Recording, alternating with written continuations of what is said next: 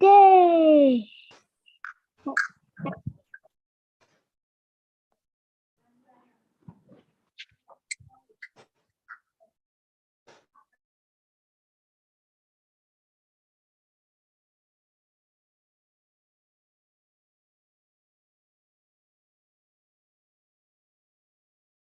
Cool.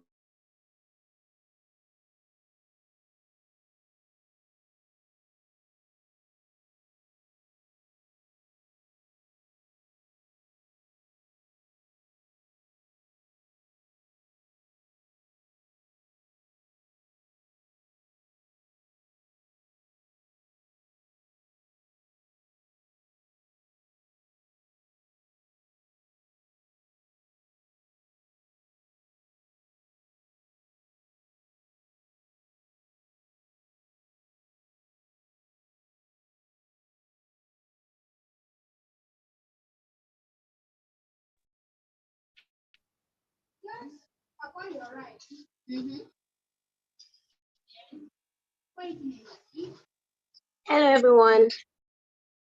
Can you hear me? Yeah, we can.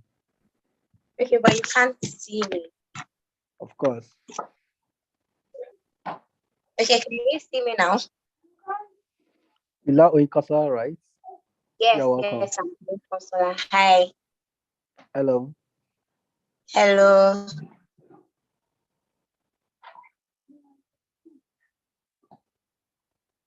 Okay, can everybody still see and hear me, please? I can see you and I can hear you. All right, then. Welcome, everybody, to NLS Mind Check. We already have 28 participants already. That's amazing. Thank you for joining. Thank you for being here on time. And for prospective law school students, I'm sure that you're about to hear some life-changing tips this evening. And I hope you guys are excited. If you're excited, just, unmute your mic, just say hi. Let me be sure you're hearing me and I'm not just talking to myself. Hi. Hi. Thank you. Thank you so much. All right, so thank you. So we're going to start with just some prayers, just an opening prayer to just, make sure that we're putting it first in the hands of God. So I don't know, wherever you are. So wherever you are, you can just bow your heads or close your eyes, as we pray.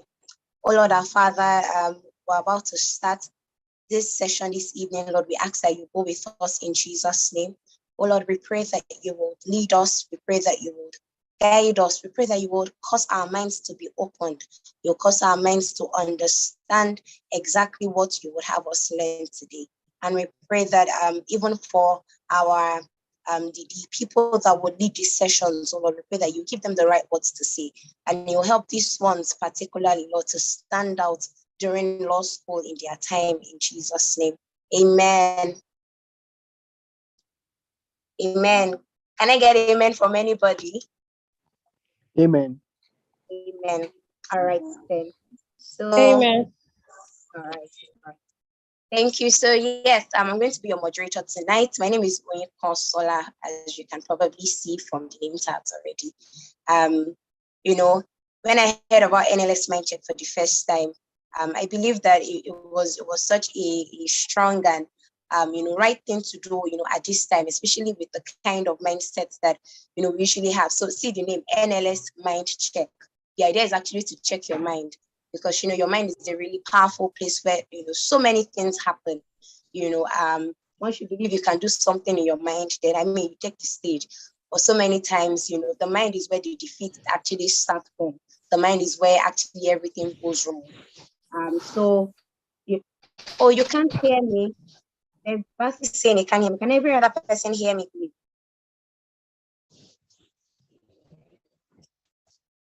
Because I like feedback. Can every other person hear me? Yes. Okay. So maybe I don't know. Yes, we can hear you. All right. So maybe it's from Basi. We can hear you. All right. Thank you so much. So maybe he has not connected properly. So yes, as I was saying, this is just a first speech to you, for everyone on this call right now. As I said earlier, you're about to hear, mind-changing tips, tips that will put you in the right mindset, even as you go to law school, even as you take that next step, because 5 years is 5 years, 1 year of law school is a different ball game. And that 1 year is the most important. You feel like you've done 5 years of school, and then there's 1 year now. And this 1 year is really where everything borders on.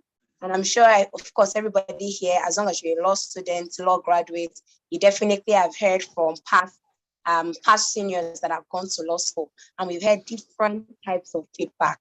So, I'm sure if I give you the mic for the space, I know you will say so many different things, but I want you to hold every mindset that you have, just put it aside, and then tonight, just come with a clean slate, come with a clean mind, and be ready to just take in, whatever our speakers will be saying to you, because I am sure, I am so certain that it's going to put you on the right path.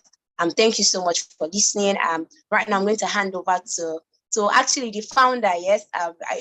Will I call her founder, yes? So she came, brought about this NLS mind check, to all of us, having this kind of platform to be able to change lives. So right now I'm going to hand over to Grace Carlo. So you can take the stage now. All right, thank you very much. Yeah, thank you very much, Oyin, for taking the stage. It's very interesting to listen to you talk. And okay, so I'm just going to have a quick one before the speakers come up. My name is Grace Carlo, and for the first time in the history of NLS Mind Check, I'm happy that, I will not be speaking today. Now, we put together this boot camp for all law school students because, I understand that there are lots and lots of prevalent mindsets out there. Students get to hear a lot of fearful things. They get to be gripped by the fear. There are some people that will literally feel like they can't pass through law school, like they can't pass when they are not there, when they are not yet there. So these are some of the things that pushed me after my law school journey to start NLS Mind Check. The idea was to, as the name implies, check people's minds and ensure that they have the right attitude and mindset towards their studies. So that's the essence of the meeting this evening. You will be hearing a lot from our speakers, our esteemed speakers, and I'm happy listening to them because particularly they are my previous mentees. They are people that the first set of people I actually trained through NLS Mind Check mentorship. So they'll be talking to you this evening about their law school experiences, about things that you should take note of. They'll be talking to you about mindsets that you should have. They'll be talking to you about excellence generally, their journey and the role that NLS Mind Check had to play in their journey. So for someone listening to me who doesn't know me, my name is Grace Carlo, and I finished from the Nigerian Law School in 2019. So I was in the Nigerian Law School from 2018 to 2019. And I had a first class. I was the 7th overall best graduating student in a class of 5,689 students. I was the overall best student in criminal litigation, best female student in criminal litigation. And I got, these are some of the recognitions and awards I got at the 2019 bar exams. So this evening, my address and charge to you is simple. Just open up your heart and listen to what everyone is going to say. Subsequently, I would have platforms where I get to speak with you more often. But for today, just get to listen to our speakers and ensure that you hold everything that they say to you today very close to your heart. Take note of these things. And yeah, I'd like to say to everything you would hear here, ensure that you share, talk about it on social media. You use the hashtag LSMP Bootcamp. So you can just use the hashtag LSMP Bootcamp and share the lessons here on Twitter, on LinkedIn, on Instagram, on your WhatsApp status. I just want to see these events everywhere, out there so that people can be a part of it. People can know that, law school is a very interesting and good place to be. So yeah, thank you very much, Oyin, for taking the stage, and thank you for having me. Okay, thank you so much. Thank you, Grace. I'm sure you all listened to what she said, and what better person to host something like this for us? So, first off, we're going to be having Aniekan. I don't know if I'm pronouncing the name right, but I really hope I am. So I'm just going to read briefly a bio to us so that we have an idea of who we're about to listen to. Do you understand? So that it doesn't just seem as though someone just comes and we're like, I don't know how, what has she done? Why can't she speak to us? So I'm just going to be giving you the why, the very reason why she can, speak to us. And I'm going to, go about our profile right now. So you can just listen. So Aniekan Udo Okon is a trainee associate at Udo Udoma and Bello Osage, a leading corporate and commercial law firm located in Lagos State, Nigeria. She has an interest in the principles that mitigate the effect of armed conflict. Her passion for excellence is exhibited in her records as she emerged as the best graduating student, Faculty of Law 2019 set. University of Uyo. At the Nigerian Law School, she also graduated with a first-class degree, a feat achieved by 20 candidates in a class consisting of 5,770 participants. Aniekan Udo Okon is a four-time recipient of the Lawson is Law Students Association of Nigeria Award for Academic Excellence Uyo Chapter from 2016 to 2019. In 2019, she won the award of the Best Oralist at the All Africa International Humanitarian Law Competition held at Arusha, Tanzania. Aniekan has participated in several projects that render support to persons affected by natural or man-made crises. Her commitment to promoting IHL drives her volunteer work as a coach for an undergraduate IHL team.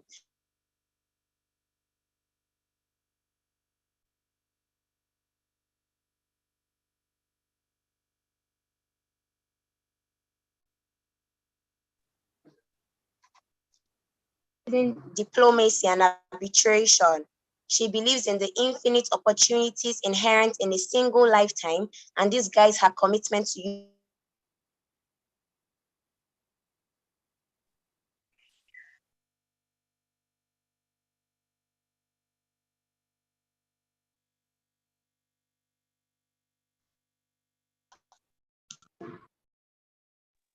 So right now, I'm going to hand over. I hope you were able to hear me and follow through though. So right now, I'm going to hand over to Aniekan so she can basically, lead us through and open up, today's session. Over to you, Aniekan.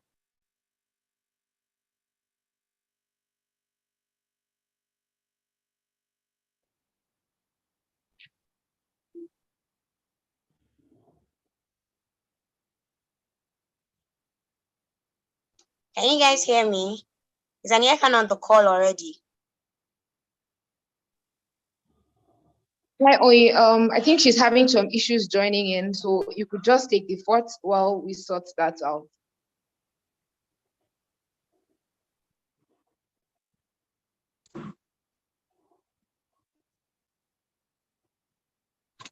So I think we're having some issues with the network.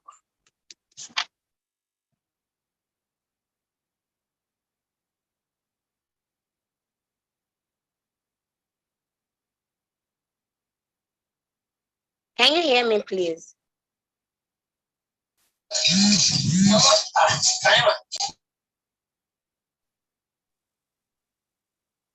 Hi, Oye. Okay, I'm communicating with her now, and she has some bit of issues connecting to the call. Oh, okay. So, yes. Okay. All right then. So guys, so kindly just hold the fort.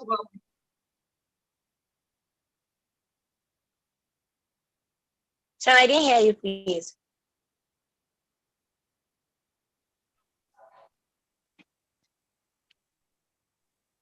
I said that you could just hold the fort while we sort, her connectivity. Okay, that's fine. All right. So I hope you guys were able to listen to me while I read her profile. Were you guys able to hear me? Yes, we did. Yeah. And I'm sure, I mean, if you have maybe a bit of idea of, you know, the feat that basically she's been able to achieve, I'm sure that, you know, even from only the profile that I read, it definitely did inspire me, and I hope it did for you as well. Of course, I'm looking forward to hearing from her, but, you know, much more than even hearing from her, you know, reading that kind of profile, you know, of a young person. And I think that's what I like about this. That's what I like about the speakers that I've lined up today to speak to us on NLS Mindcheck.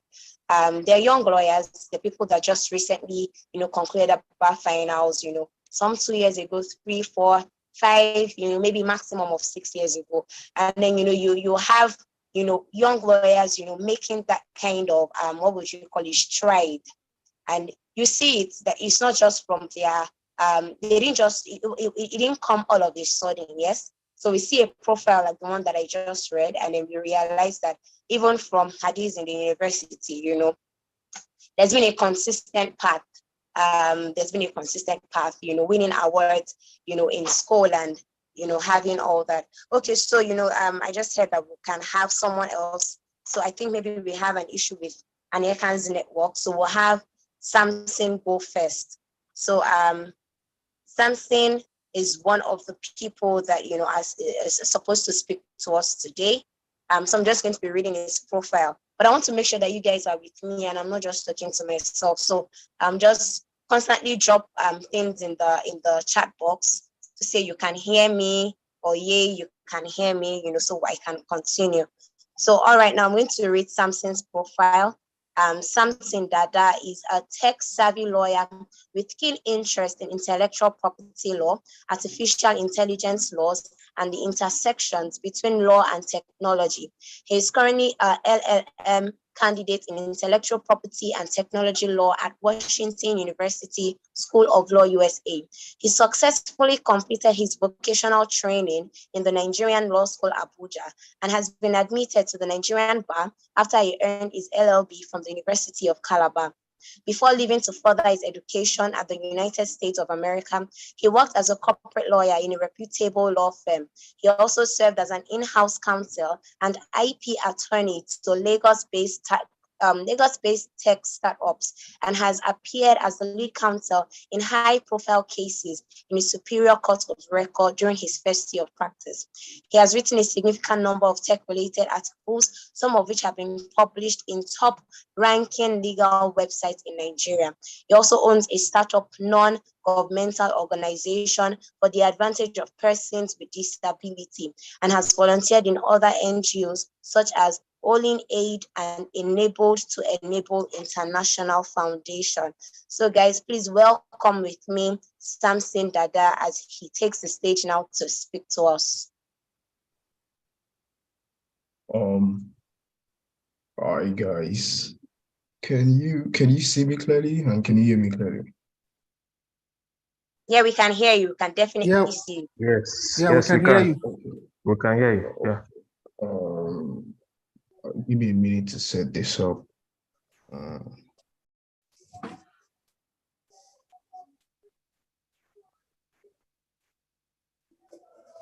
Okay, can you also see me? I can see Yes, very clearly. we can see you. Oh, okay, great. Great. Hi, how's it going, guys? First of all, let me take a moment to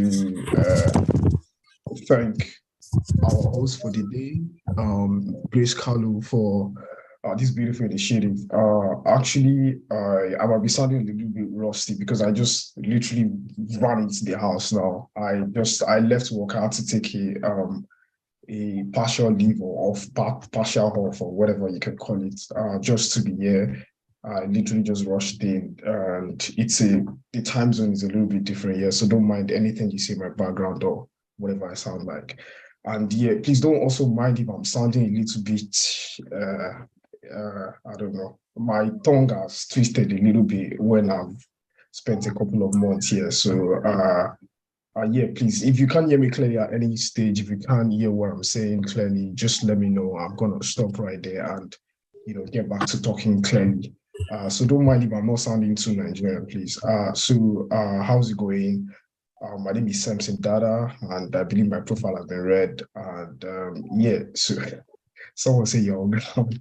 No problem, guys. So basically, I'm just here to chat with you guys as to what my experience was in the Nigerian law school and how I was able to, how God was able to help me scale through.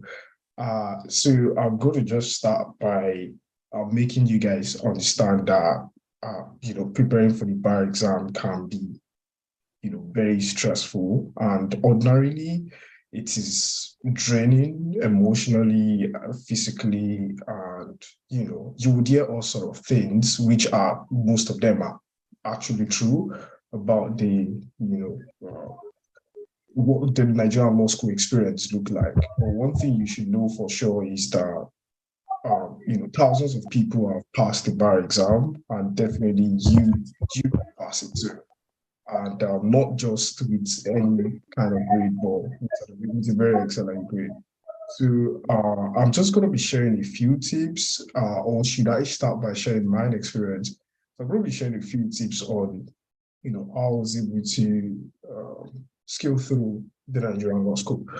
So to begin with, I personally, for those that are maybe atheist or not religious, you might not want to agree with me on this, but honestly, I think the first tip I'm going to share is to pray, because I actually believe, or Grace Carlo made me believe, that passing the bar is more spiritual than physical.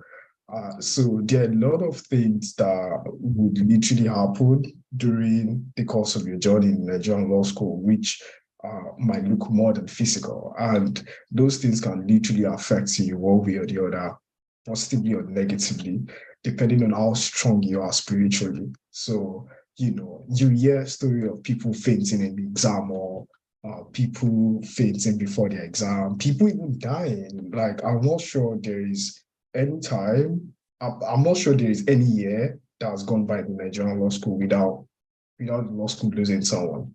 And I mean, it's no news, because I mean, every second we lose people on this planet. So I mean, it shouldn't be that surprising, right? But yeah, those kind of things happen. And I mean, you even hear rumors about people running mad. So yeah, so all of those things happen, and I believe that it just takes you have to have your own spiritual backup. So I believe that's the first thing I'm really gonna say, because at some point in the Nigerian law school, it's not going to be about like the Bible says it's not about strength of power, or how do we put it? So yeah, so it's not going to be about your strength, because you get to, like, the Nigerian law school syllabus and the system is designed to stretch you so much that it gets to a point where you feel like your strength cannot carry you. But one thing I can assure you guys is that you guys are already on the right path, right? The fact that you are even here already means that you're ready to overcome the Nigerian law school. And I tell you what, with God's grace, whichever God you serve, with your relentless attitude towards making sure, and your consistent striving towards making sure that you study effectively and pass. And with Grace Carlo's NLS Mind Check newsletters, I believe that you're able to pass the bar exam successfully. I think before the end of my conversation, you know why I keep emphasizing on Grace Carlo's NLS Mind Check emails. But yeah, I will talk about that later. So the second thing I would also like to say is that you start preparing for the bar exam the very moment you get to law school. So I feel like that is one thing that a lot of us, kind of like, slack on, because when I was in the Nigerian law school, I had a good number of friends that weren't, they didn't start studying as soon as they got to, NLS. And that kind of like really affected them. Because the law school syllabus is so designed in a way that you cannot do that last minute reading that some of us used to do when we were in uni. I don't know if there's anyone else that does that, but if I stay in the university, there were for the most part, we always do last minute reading for some of those courses that we feel like, come on, we can ace this easily, it's easy peasy. So because we think like this course is a piece of cake, we just tend to do like Okay, somebody said in the comment that I don't do Abscata. Yeah, so God's time. Yeah, we don't do Abscata, but like this is NLS, right? So we are not going to do it this time. And I believe that under Grace Carlu's coaching, you will be able to understand all of these things better. Because what I'm just doing with you guys today is just chatting with you guys.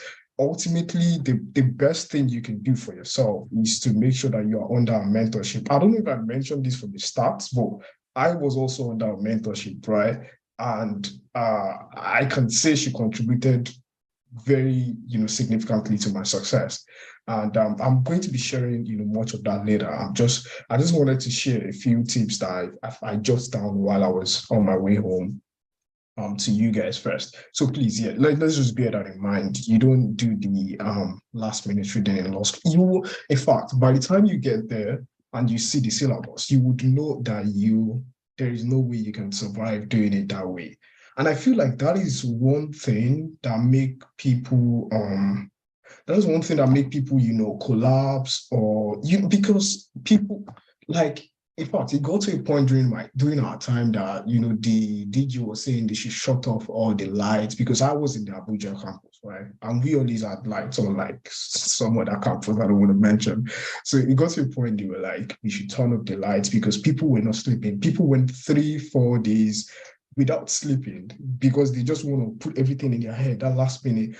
And on the other hand, we, the Grace Carlo mentees, we were just doing, I think Grace Carlo, if I can remember vividly, she had a 3 days prayer session for us. So while others were trying to cram last minute, we were doing like just 1 hour prayer, a night to our papers. And after the prayer, I just went to sleep because we were so confident that we have been properly mentored and we were so confident in ourselves. Someone said, I remember. I don't know if that's also one of Grace Carlo's mentee, but yeah, the person said, I remember. Yeah, that's very true.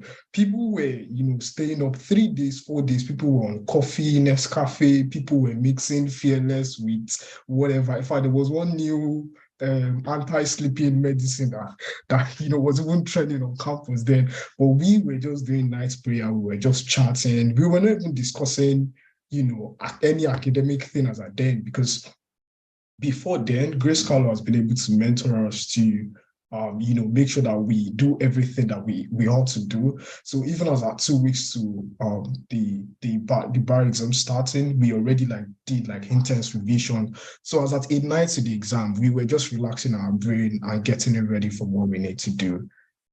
So the third thing I was going to also say is always eat when you get to the Nigerian law school.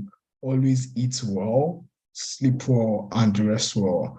I feel like a lot of people don't know how the brain works, and that is why we get some of this. I don't know what is wrong with my laptop. But can you still hear and see me clearly though? Yes, I can. Oh, okay, great. Sorry. There's this feedback I'm getting from my head, so it's confusing me. So yeah, guys. So as I was saying, always eat well. For me in the Nigerian law school, I eat a lot, even though I don't look like I don't look like eat, but I eat a lot. And when I was in law school, I don't know, I don't think there's any scientific explanation to this, but when you burn, I like to call it burn mental calories. Like when you get to the Nigerian law school, you do some kind of study. I feel like most of you will study as much as you have never studied ever. And it's not even because there's anything special about the Nigerian law school or it's very difficult. No, it's just because of the syllabus, like the number of topics that you have to cover within such a short period of time. I think it should be about 9 months, because 3 months will be 6 weeks externship, court attachment and chamber attachment, right? So you need to understand that you need to have a positive mindset towards it. You need to study, and while you're studying, you need to eat, because I don't know, I just feel like food helps you, ease off the stress, helps you look healthy, helps you feel better, and all of those things. And you need to always rest well. Like the fact that you're in Nigerian law school does not mean it's not by who knows sleep. There were people that did not sleep for half of their this thing, and they were looking very on it. They were looking like figure one. and they still didn't because they were not under the right mentorship and because they weren't, doing what they were supposed to do at the right time, and they weren't living healthy either. Because it's only in the Nigerian law school that you see people fall sick 2 weeks or a week to the bar exams, and they blame it on village people and they blame it on all these other spiritual things. When in the real sense, it's because they didn't take care of their physical health properly. So that also counts. And another thing I'm going to say is when you get to the Nigerian law school, do not study hard. Instead, study smart. I believe Grace Carlo would. So here is the thing. If you're subscribed under Grace Carlo's mentorship, she would send you.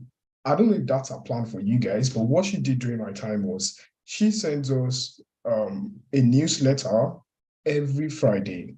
Right. I'm still going to talk about it much later. Hopefully, I'm not running out of time. So those newsletters would make you understand some of these ends I'm giving you better, like the studying smart thing, because there's a whole new explanation to this, but I believe Grace Carl is going to, because if you're under a mentorship, she's going to talk about, and some of these things I'm even saying as if I know so much about was what I learned during our mentorship, or during the course of the mentorship. So yeah, because I believe you guys are smart folks. Y'all probably even made like first class from uni, and you guys are like, about to smash it or ace it in the law school too.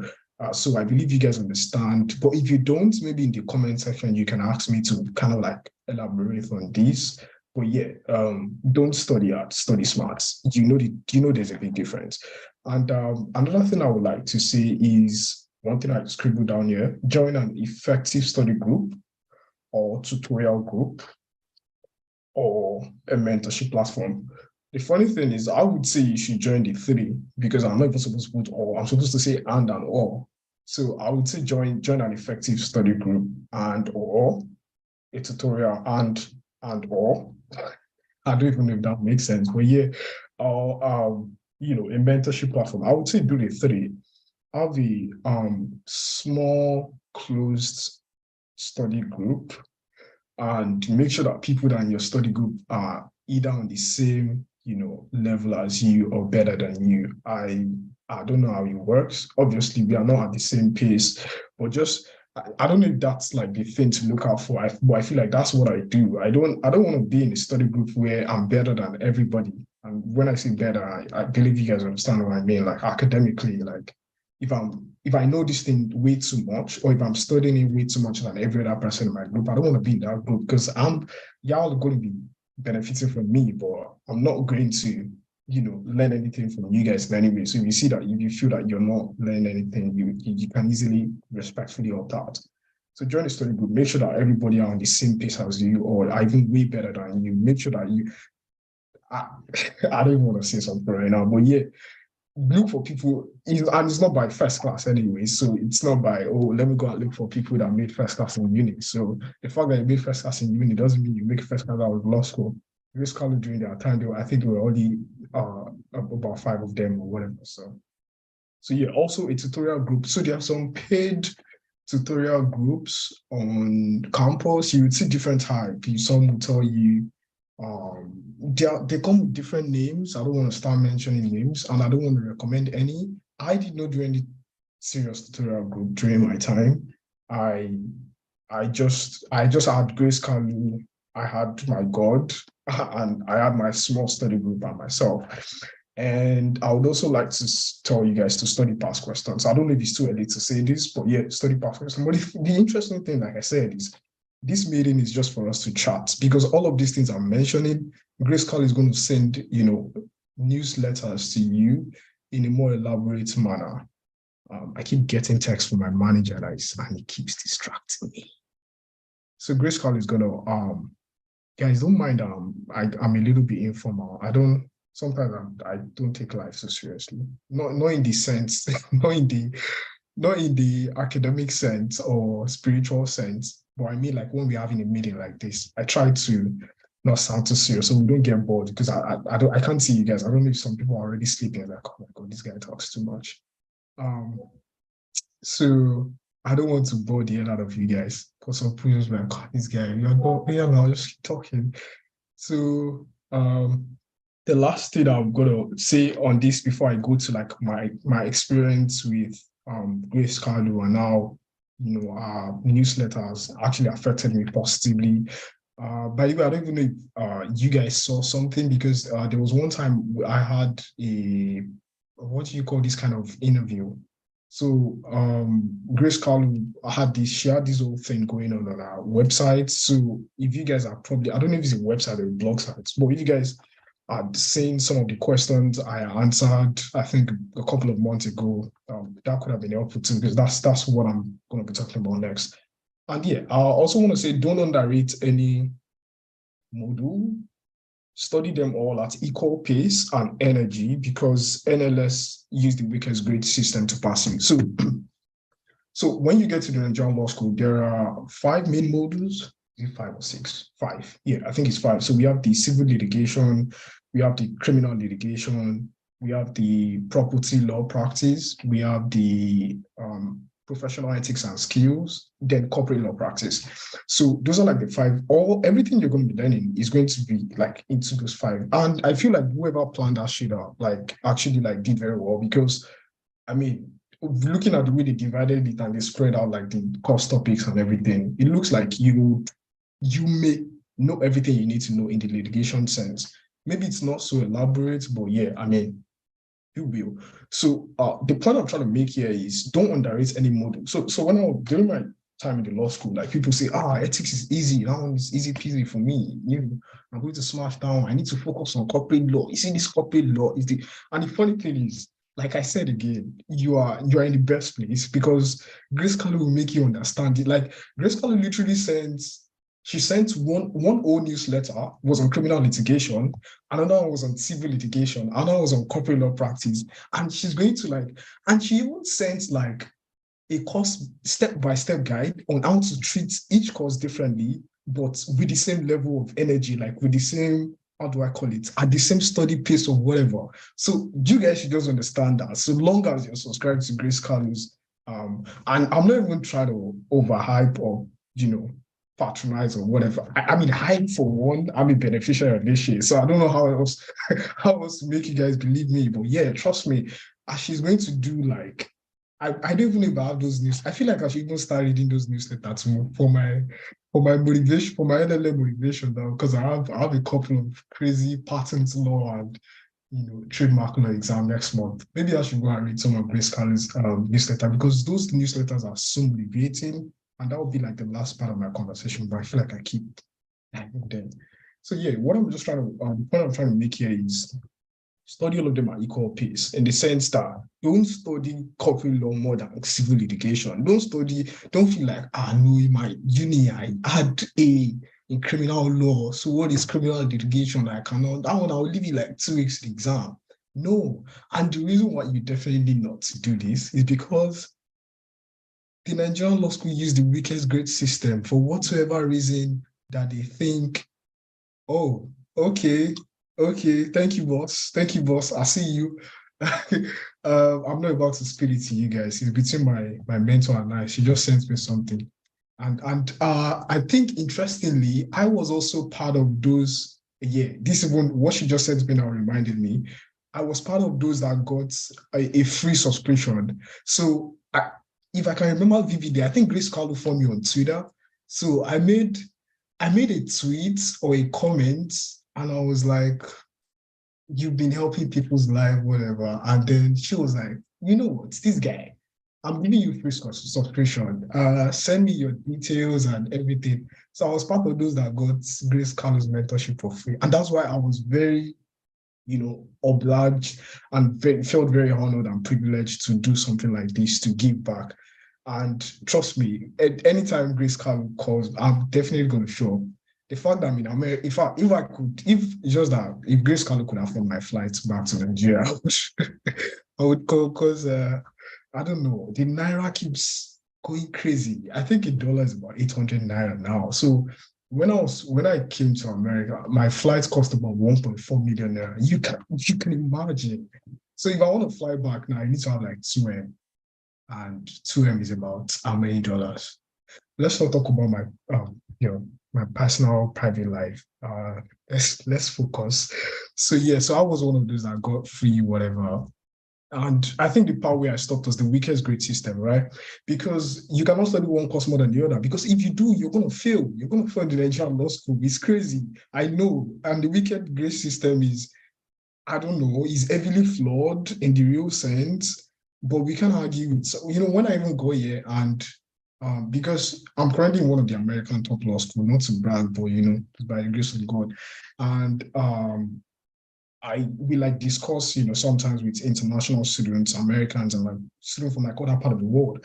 And I figured out that when I discussed with all of them, there is no law school that does weakest grade system. It's only Nigeria. And I'm so and even when I try to share it to people, like when I try to tell them, it doesn't make sense to them. They don't understand why you'd be graded based on your weakest grade. So for those that don't understand, it's more like I said 5 modules earlier, right? So if you have an AA, B, E, is a fail, especially when or a conditional pass, especially when the E or the whatever is in a course like professional ethics and skills that you must compulsorily pass. So for you to have a first class in Nigerian law school, as at the time I left, I don't know what it looks like now. I believe it hasn't changed because our DJ is still the same, man, those guys. So you have to have 5 A's for you to make a first class.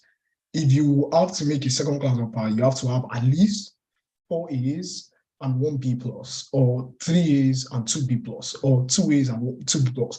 So for you to have a second class lower, you need to have like 4 A's and 1 B. No, maybe not a B minus, but like B without the plus. And it's crazy. So what I'm just trying to tell you is that least grade that you have would tell like your overall grade or your overall average performance. So if you have a C, if you have a B plus, that means at all, like regardless of whatever you have that is higher than that, the B plus will be what they were used to. I know it sounded a little bit complex, but the funny thing is, again, Grace Kalu's newsletter email would make, I think there was even one like just the grading system. So she's gonna make everything make sense to you guys. So speaking of my NLS Mindcheck interview, so one thing I focused on during the course of the interview was I made it clear that having a positive mental attitude is key. And I know I've been seeing a lot of negative stuff, and that's what differentiates Grace Kalu and I. She's a proper professional mentor, and me, I just blab for the most part. So Grace Kalu, when she's addressing you guys, when you guys are having your meetings, your prayer sessions, or when she's sending those weekly emails or newsletters, she's going to be sounding a lot more positive. So the way I'm saying, these negative, these 5 courses, they are huge, you have to study. Grace Kalu is going to make you feel like it's easy peasy. She's just going to, always make you guys have a positive mental, mental attitude. Sorry, my brain flinched sometimes. So I want to speak on how I structured my personal study timetable in order to stay academically productive. So honestly, my personal timetable differed from time to time. When lectures began, I ensured to spend quality time to study anything learned. So one thing I did when I was in class was, at the end of the class, I make sure that I understand whatever we did that night before I sleep. Early in the morning, I wake up to study whatever we're going to study in the next morning. So let's say classes usually end in Abuja. We're the bougie kids, even though I was not a bougie. I'm not bougie anyways, but I was opportune to be part of the bougie kids in Abuja. So in Abuja, it was like no stress. 1 p.m. we're done, right? So unlike those in Bayelsa and Lagos, I heard in Lagos, they were doing classes till 5, 6, 7 p.m. I mean, my mentor was one of them. I don't know how she survived. But yeah, we don't do that in Abuja. 1 p.m. everybody's gone. I don't run go. Wait till they call that place again. Shit. Topaz. There's one place, Choppers. For those of you that have been in Abuja, I would recommend that woman. I don't know if she's still there. She blessed my life with good food.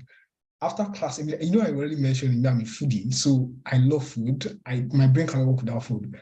After this thing, I run to Choppers, chop better, go to the whatever, I chat with my friends a little bit, go back home or to my room and study. Then what I try to do is I try to listen very well in class. So because I don't want to stress myself trying to understand what I could have understood just sitting and paying attention in class. When you get to those, you see people pressing their phone. Everybody has their own backup plan. Well, you know that it's only you have God. So you have to focus. So I focused. When I get to my room, I try to make everything make sense. Just make sure that I get the idea. Then I sleep, right? Then I wake up like 3, 4 a.m. Sometimes my roommates, and see, if God bless you with a good roommate, you're good. Because my roommates, by 3 a.m., I'm already here in his chair. I'm like, Jesus Christ. My roommate is like one of my motivation. Because as soon as that guy get up, I was just, what am I doing with my life? I paid 300K to get this degree. Let's do this. So I get up too and study for the class. Because sometimes they do code calling, they do passing the mic. So I don't want to be caught on fresh. You know, at least I left law school with a clean record. And you guys can't too. So you don't want to be caught on fresh in the sense that they pass the mic to you and you cannot say nothing. No, come on. So prior to the lectures, excuse me, I also ensure to, study at every opportunity that I get. And my studying kind of like accelerated towards the middle of the program because my mentor, please, if I'm running out of time or I have like 10 more minutes, please let me know, or 5, so that I'll just summarize, because I feel like I'm just gonna keep talking. Because there's so much to talk about anyways. So yeah, so I also, what was I trying to say? Okay, yeah, my studying kind of accelerated towards the middle of the program. And yeah, that was when I was trying to, do everything. And then towards the end, I started studying smart because I was more strategic, I was more composed. I was using more like cardboards, paperboards, sticky notes, and yeah, you guys, I believe Grace Carlo would, walk you guys through this because honestly, okay, in 10 minutes, yeah. Who's your boss? Who's sending his message? Okay. So yeah, honestly, I think you go to law school and see crazy things. You see people making a week to the exam, you're still making notes. That's something else. That's crazy. But the funny thing is, some people still do this and get away with it. I think the best thing is just know what works for you. Because for me, I just knew that I had to, do what I gotta do. So towards the end, I was a little more, strategic. I was focusing more on like, let's get these cases together. Let's see how we can cram these cases to fit it in. I'm not saying you have to cram cases, but yeah, I was looking for additional things that would blow the examiner's head off. So, and as to whether or not I was involved in any responsibilities outside the academics and how did I handle, extracurricular activities. For me, yeah, I was very intentional about like cutting down other external responsibilities to the barest minimum, at least for the time being. So I just did that. I just tried to focus on school. As at that time, I even came out of university being like this popping photographer boy, but I had to stop photography, stop my business, whatever, just for that 1 year, just dedicated to this thing. But I'm not saying you should stop your business or anything. I'm just saying do what works for you. But I'm just sharing, I'm here to share my personal experience, right? Because for me, the pandemic, I'm one of those, I'm part of the pandemic set. So we like to call ourselves a pandemic set. So the pandemic was the most exhausting part for me because, just talking of, if I ever felt so tired in the law school and how, got over the moment, because the pandemic was crazy. It was exhausting for me because most often, aside sleeping, the way I easily like scaled through being stressed or those tiring moments was by reading Grace Carlo's NLS Man Check newsletters. And the way I was also able to effectively manage distractions was to have like a timetable. So my timetable was structured in a way that was so difficult for me to buy into distractions. And like I also said, I have a studious roommate who always kept me on my toes. In fact, sometimes he was always my accountability partner. He keeps me in check from time to time. Like my roommate can just like wake me up and be like, yo, brother, like, can you run through all the rules in the RPC 1257?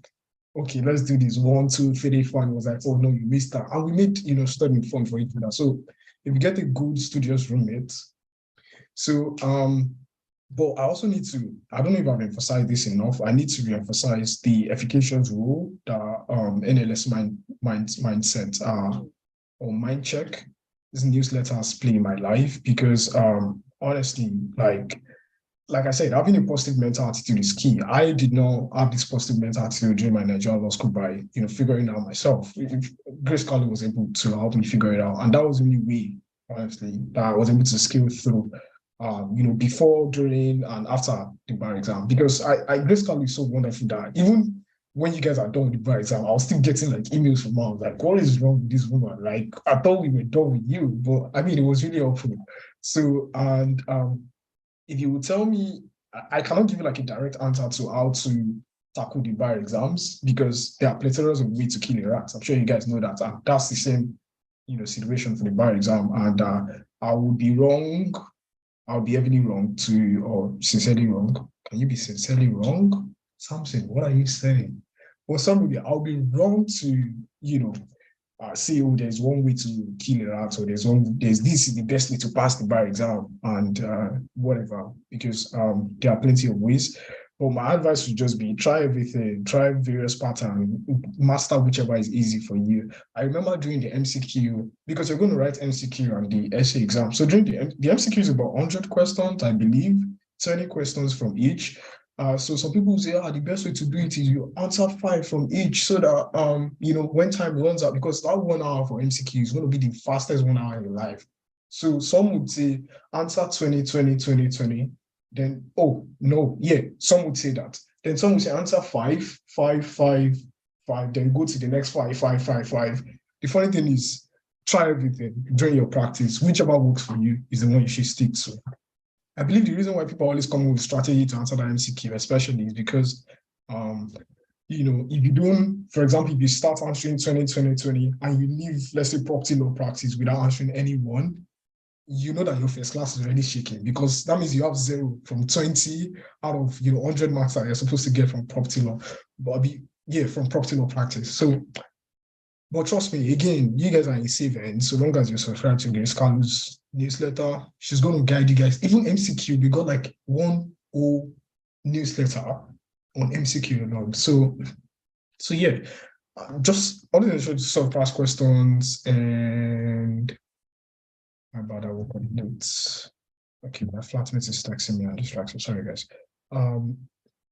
So only I should solve past questions and when you're solving past questions, that was one thing Grace Carl also taught us. She told us to only solve past questions under exam conditions. So I don't know. Some people are solving past questions and you're chilling. No, that's not how you put yourself. That's not how you train your brain to understand how the exam environment to be like. So when you're solving past questions, set that 1 hour. In fact, when I was studying for instance, the MCQ, I would ordinarily, we're supposed to use 1 hour for the MCQ. Grace Carlo told us, when you're practicing your MCQ, don't use 1 hour, use 15 minutes. When you use 15 minutes, you do the second time, use 45 minutes, right? Use 40 minutes. So I was practicing with less time. And guess what, guys? During my exam, I finished my MCQ in 30 minutes.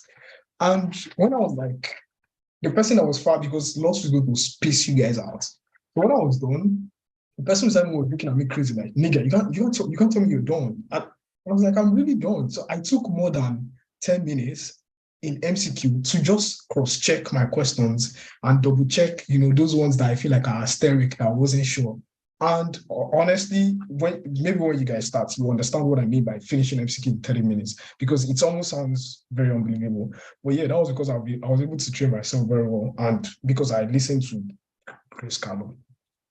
So speaking of, ensure to be concise with all your answers, practice mastering statutory and judicial authorities when it be, blah, blah, blah.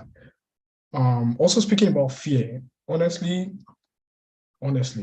bar exams is just, and it sounds crazy that we start talking about bar exams now when you guys have even started. And it just shows how, crazy it is. But honestly, it's just another exam. Try not to be a victim of like all those negative things that you hear or everything that surrounds it. Just pray to God, avoid last minute preparation, listen to Grace Carlo, and you'll be fine. I don't even have much time to share, but one thing I just want to reemphasize again is you guys need to understand, and I mean, no cap, whenever I second guess myself, felt exhausted, or started dwelling on all those negative thoughts, because you're going to hear so many of them. You're going to, when you're in law school, even your friends, your family, people that are finished, like, that thing is hard. Shit. All I just do is shut my eardrums, run to NLS Mindcheck newsletter immediately, then feel refreshed. Honestly, because there's always a way that the NLS, Mindcheck, whatever, re-energized me every time I go back to this newsletter. And there was even, interestingly, there was even a point where I literally printed out all the emails and newsletter that Grace Carlo has sent to me and paste them like very close to my bed. So much that when I wake up, the first thing I see is those positive, affirmations, and all those negativity out there. They got nothing on me, because by the time I'm loaded before I go out. So I hope you guys are not sleeping on me, because I can't see your cameras. But yeah, there's also another point I want to state, because at some point, honestly, I mean, I don't want to keep going. Grace Carlo and NLS Mindcheck was a blessing to me during my studying in Nigerian law school. Especially the virtual prayers was also very helpful. Is my time up? Because I'm hearing something like a fax machine. So yeah, I can hear something. Okay. Someone tell me you're not sleeping. Please, you guys should not sleep. Or there's no sleeping on the bicycle. So yeah, so also praying with Grace Carlo, those nights to the bar exams. And I think we also got to this point where we're like reciting those words of affirmation. All of those things give me, so much confidence and so much peace while I wrote the bar exam. So at this point, I think I'm just going to shut my mouth so that we can take questions. Yeah, I don't know. I have like a few more seconds, but I'll dash a few people down. Let me just focus on shutting up now. So yeah, the moderator, are you here? Yeah, I know. I said I want to dash you to that 1 minute. Someone is sending me 1 minute more. So let me dash with everyone the 1 minute. So yeah, please let me take questions now. Let me take questions. Okay, a question, just briefly. No, before you talk, please. I'm so sorry to interrupt. Before you talk, I think the moderator asked you, let me know that yes, I can take questions now, so that they will not sack me in case of next time that I want to call me that guy was taking questions, even when we not told him to ask questions. So oh, okay. Like you can see, right? She says we would have the second speaker now and have questions at the end. I'm so sorry, brother. You know what you can do for me real quick? Kindly take notes of your questions. For those that have questions, please take note of your questions, because I know, we are going to be listening to the second speaker and she's going to be saying so much, and then we can lose our train of thought. So kindly pen down those questions for me, please. Or, I don't know, can the moderator speak? I want to hear from the moderator, because I don't know.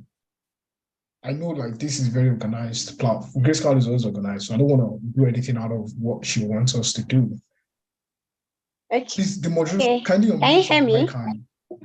Yeah, we can hear you. Yes. All right. Can you see me now as well?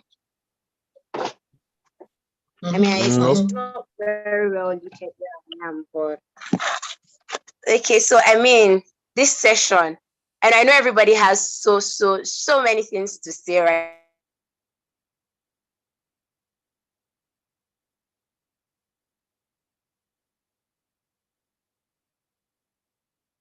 Can you hear me still, please? Yes, we can. Okay. So I mean, as I was saying, I'm sure that this was a good time. I'm sure that you learned so.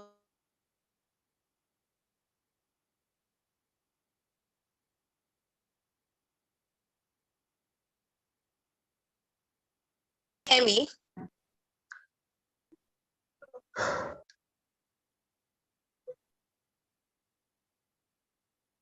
Hello, can everybody hear me, please? Yes, yes. Okay.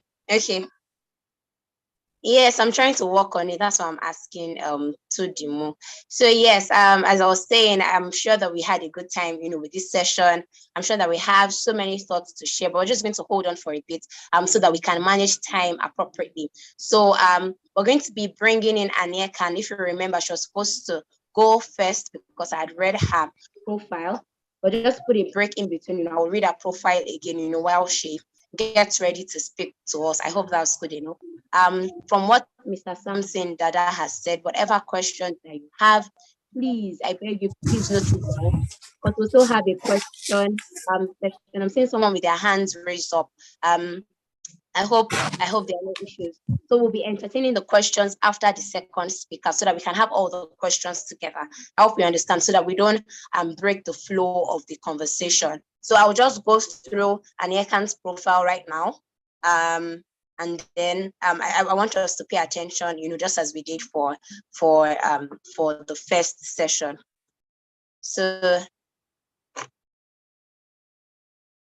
Aniekan Udo Okon is a trainee associate at Udo Udoma and Bello Osagi, a leading corporate and commercial law firm located in Lagos State, Nigeria. She has an interest in the principles that mitigate the effect of armed conflict. Her passion for excellence is exhibited in her records as she emerged as the best graduating student, Faculty of Law 2019 set, University of Uyo. At the Nigerian Law School, she also graduated with a first-class degree, a feat achieved by 20 candidates in a class consisting of 5,770 participants. Aniekan Udo Okon is a four-time recipient of the LawSTAN. LawSTAN stands for Law Student Association of Nigeria Award for Academic Excellence Uyo chapter. This spanned from 2016 to 2019. In 2019, she won the award of the best oralist of the best oralist at the All-African International Humanitarian Law Competition held at Arusha, Tanzania. Aniekan has participated in several projects that render support to persons affected by natural or man-made crises. Her commitment to promoting IHL drives her volunteer work as a coach for an undergraduate IHL team. She has also contributed to several publications centered on human rights, citizen diplomacy, and arbitration. She believes in the infinite opportunities inherent in a single lifetime, and this guides her commitment to using copywriting and self-awareness programs as tools to contribute her quota to the growth of our society. I really hope that you were with me even as I read through her profile. I'm impressed and, very, very ready for her to come on right now to speak to us and, share from how, she's been able to garner all that success in a short time, really. So over to you, Aniekan, if you can hear me. Thank you very much, Sola. I hope I got your name right. Good evening, everybody. I'm happy to hear that. Good evening, everyone. And it's a pleasure to be in your midst this evening. And so the purpose of our conversation today, and like our moderator said, I'm Aniekan Udokun. I'm currently an associate with the tax and mining team in Udondoma and Belusage.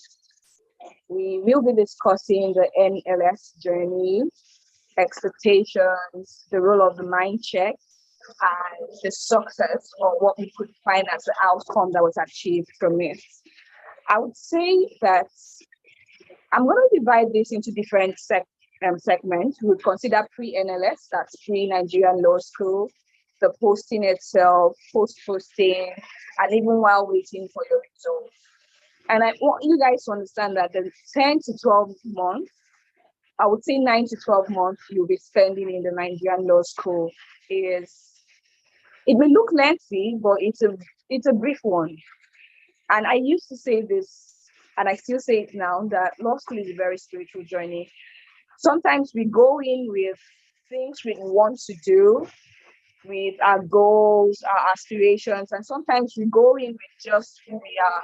But the truth of it is, when you have God on your side and you hold on to the principles of success, you're able to gather more in a shorter time that you will if you're relying on your own strength. Pre-NLS, one of the things you will have to do is to prep yourself.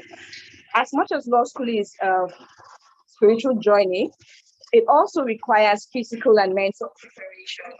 So your body, your mind, and your soul and your spirit have to be in order. And when I talk about physically, you have to make sure you're eating properly ahead of law school so you don't break down. There are stories where people have to spend the first 1 month, 2 months into law school at the clinic trying to recover. And sometimes this is not a result of your exercise routine or the food you're eating. It's just that life happens. But when you're able to take care of your body ahead of it, you will better be able to manage such situations. And so when we talk about pre-NLS, there's the application process. I studied the University of Europe, and as at the time where I had to make my applications for law school, there's this thing we call a law school register. And everybody has to fill in their name there, or if you want to attend law school in that moment. It may be different for your respective colleges, campuses, or schools. But I recall for me, I wasn't in school in that moment, but I had friends who were kind enough to look out for me and put my name on the list. And that was how I made it to law school. But I would say that during that process, which most of us will be experiencing, you would have schools you intend to go to. Some of you may be eyeing Port Harcourt Law School already because of the novel facilities. Some of you may be looking forward to attending Lagos Law School and the rigors that demand. Some of you would want the easy life in Abuja or the red soil in Enugu, or maybe the cold in Yola and Kano for one reason or the other. I would say that I was one of the few that didn't get the law school I wanted. So at the time of application, I had put in Abuja and Lagos, but I was sent to Kano. And this is where mind preparation comes in. This is where the spiritual preparation comes in. This is where your soul preparation comes in as well. Because when you don't get the things you want, you have to prep yourself ahead of it. I didn't prep myself ahead of going to Kano because I didn't expect to go to Kano. So my trip to Kano was for a trip in tears, which I'm proud of in this moment. But it took me about 2 months to settle into Kano and enjoy the experience itself. But one thing I would always say to anybody going to law school is be open-minded. Be open-minded to being taken to Yola, even if you're preferred to be in Port Harcourt. Be open-minded to being taken to Lagos, even if you rather have the red soil of Enugu or Bayelsa. Because the truth of it is, as long as you're aligned with God's will and purpose for your life in the moment, everything happens for a reason, and so all things will work together for your good. And when I speak about this, I'm saying this from the perspective of one who has embraced certain experiences. So in being open-minded, one of the things you will be able to do is to connect with predecessors. So you're able to connect with the people who have gone ahead of you, people who in this time would be looking forward to getting their results on the 16th of this month, and ask them what were the experiences like, what did you gain from this campus, what were your preferences? And I would say that Kano was my first choice, and I say that loosely because I recall in my second year, third year, I wanted to go to Kano.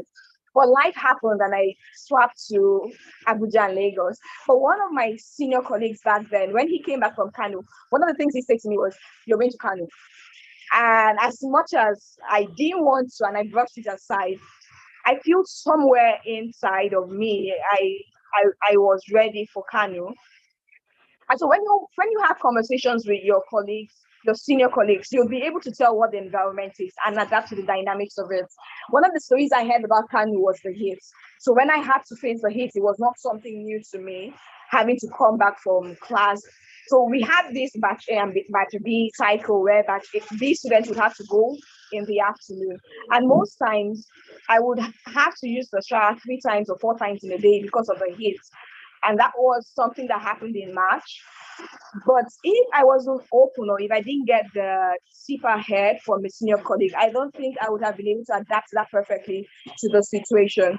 And beyond just getting information about the environment, because the truth of it is you may go to different places, one thing you should be able to do is gather the materials from them.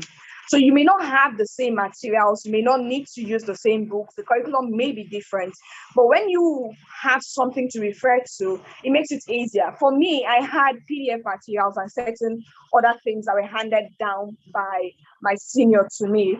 So I wasn't going into law school as a tabula rasa. And this doesn't mean you should bury yourself into the books before your resumption starts, but it eases you into the process. Because sometimes these are things you've done already in your conveyancing class. These are things you've handled already in CLE. For those of us that do criminal procedures in our schools, these are things you've handled already. So being able to look through these materials, being able to adjust, even if it's just to the first or the second chapters, it helps a lot. And another thing I would say is get as much rest as you need. Law school is going to be starting in maybe a month or two. Get as much rest as you need, knowing that you're going to be running a marathon.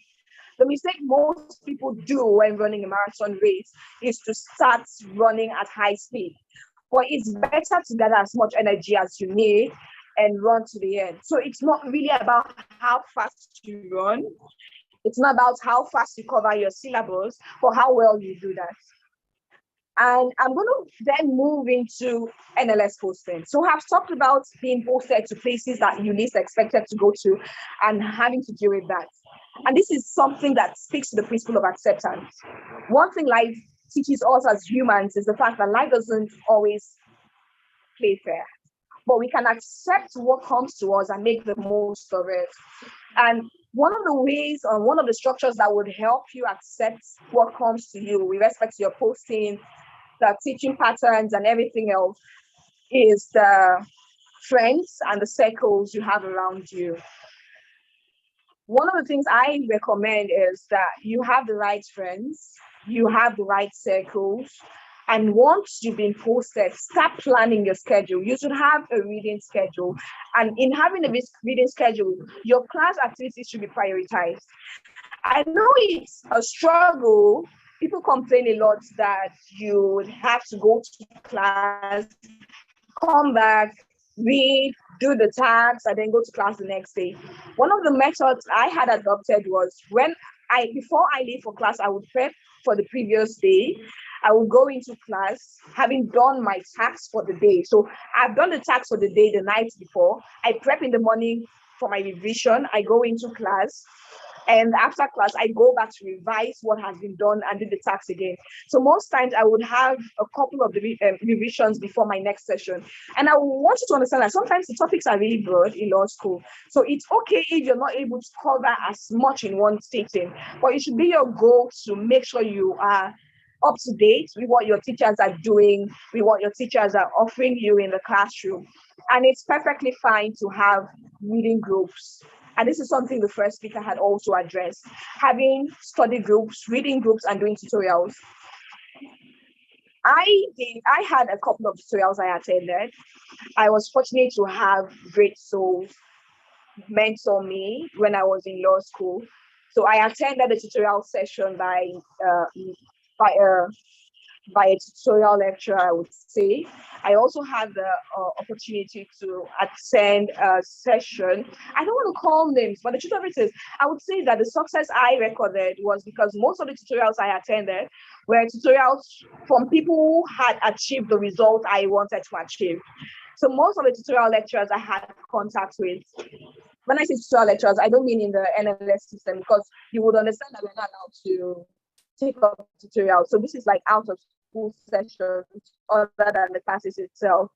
So most of them were people that had already had first class and were doing excellently in whatever they were pursuing in their careers. And this helped a lot.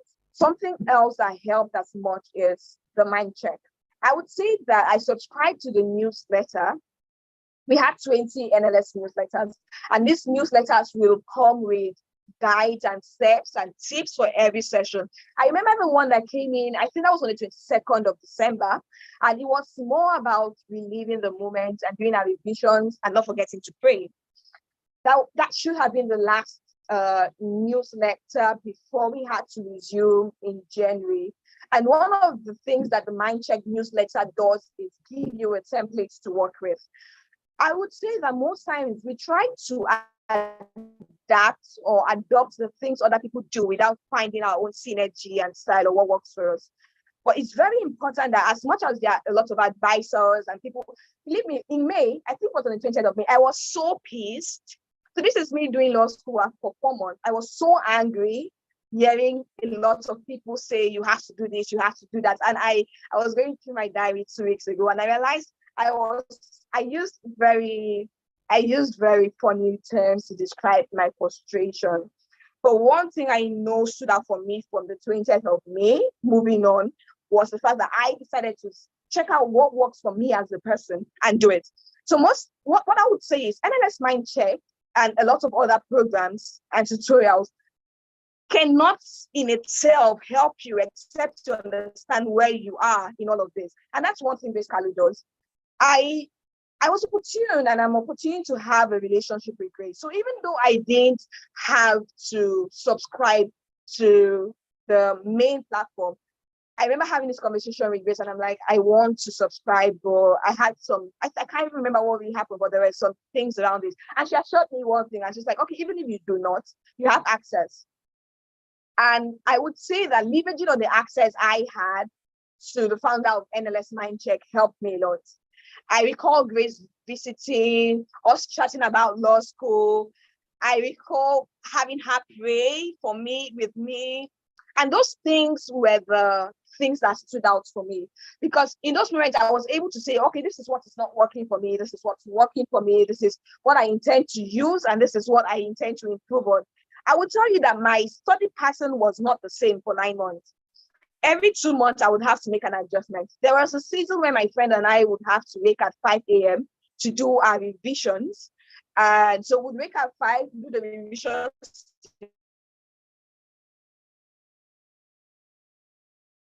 Sorry, I just realized I got muted.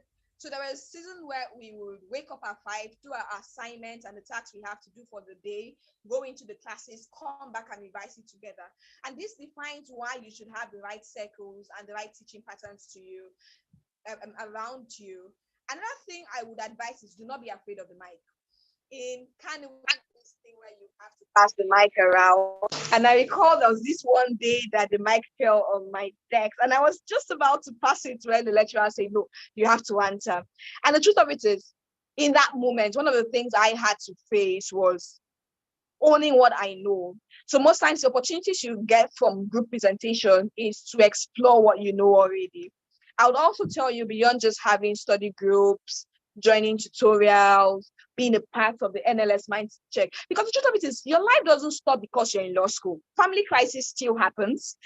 Some people still break up in law school. They have to deal with relationships. Some people have to deal with, there's a lot. I went into law school depressed. So it wasn't, and I experienced that because of certain things that was happening at that time. But that would not have been an excuse for me to fail. So I had to make sure that I had the things I needed, the right structures to help me navigate law school. So I don't know how this works for a lot of people, but no matter how bad you feel, I tell you, find a way to put that thing somewhere behind you or beside you and focus on law school. When you're done, you pick it up. And I'm saying this out of experience because I know after law school, I had to take a full year to heal. And that may seem like a lot of time, but it's better to sacrifice that time after achieving the goal you need to and being in the place you need to be in to get to where you want to get to, than to sacrifice your law school and come out saying, oh, I was depressed, I was heartbroken, maybe there were some financial issues and that's why I didn't. You don't have an excuse. The only excuse that will be available to you will be the excuse you create for yourself. So try not to create excuses. Focus on what you need to do and achieve your goals. And I would also say for people who will be stepping into the Nigerian law school is have a social outlet. And it's very important. For me, I recall I had this good circle of friends, great circle of friends. There was this time we wanted to step out of campus and I was scared.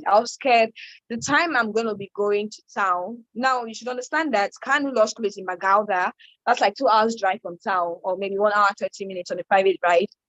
The time I'm going to be spending on my way to town and in town, I feel it's going to be a lot.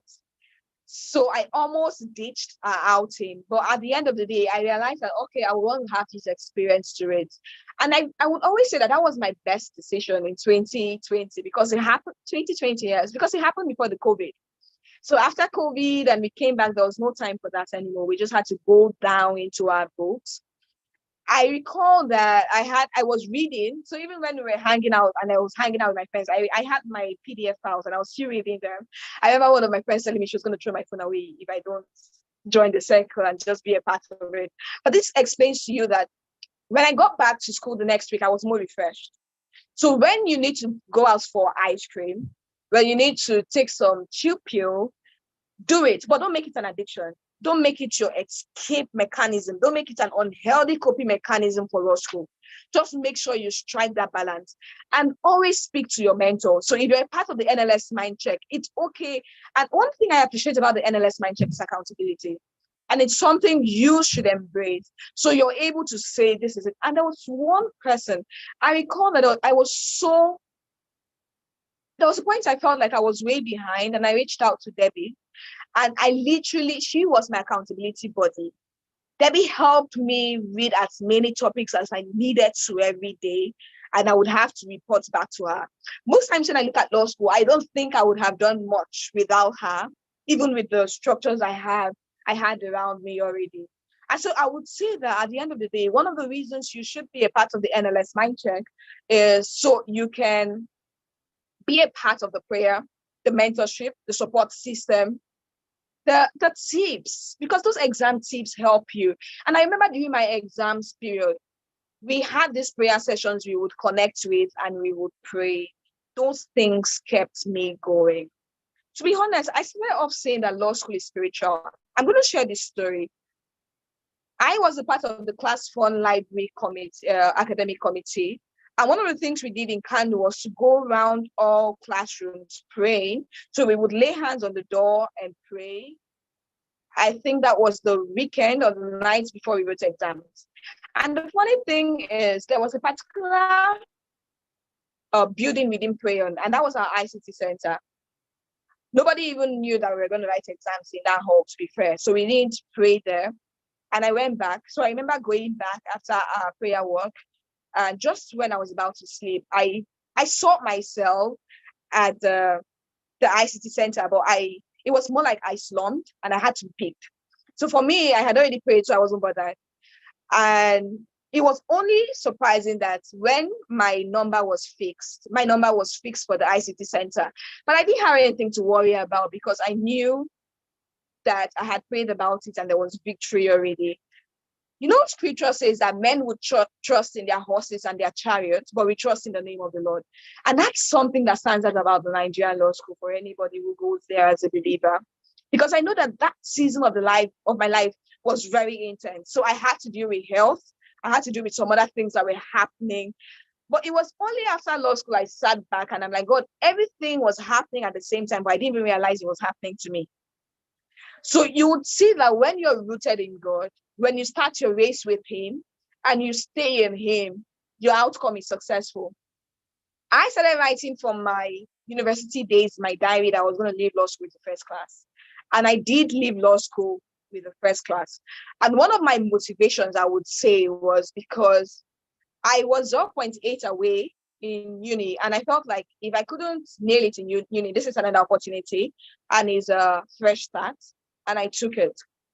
So I'm going to give a general advice and say that beyond the journey, which you should enjoy, beyond the lessons, beyond the people you would encounter, don't lose yourself. Don't lose your values. Don't become a shadow of yourself, trying to implement things that may have worked for one person but doesn't work for you. Learn to work with your mentors to define your path. Be involved in your... I've had this experience with students where they would come and say, oh, please help me draft my timetable. No, be involved in your timetable drafting process. One thing I know I did, my friend and I, we used the timetable from NLS Mind Check. That was Grace Carlos' timetable for her time. We adapted it, we modified the date, we chose the topics, we used the templates to define what we wanted our study routine to be like, including that. And that helped us. So you have to learn to pick the templates, the systems that work for you, and make sure that at the end of the day, it's you. It reflects who you are. And I used to say this. It's okay if you want to leave school with a 2-1. It's okay if you want to leave school with a pass. But if there is something called the best, why don't you aim for the best? Why settle for less? Because you are created for so much more than we are experiencing in this moment. And law school is just a stepping stone. It's not the end of your race. Another thing I would advise people going into law school is start early to prep into law firms you want to go into. Don't wait until you're done with law school. Prep while you're in law school. If you're able to work with submit your application, depending on the course of life you want to take and the choices you're making. But at the end of the day, let it be about you. Embrace mentorship. Have the right circle of people around you and be accountable. Once again, I'm so grateful to have shared this evening with you. I'm opening to listening to your questions. I'm responding to them. And I'm looking forward to you guys recording success in law school and beyond, and embracing all the life has for you. Thank you so much to the executive team in the NLS Mindcheck program. Thank you so much to our moderator, the host, and everyone for having me this evening.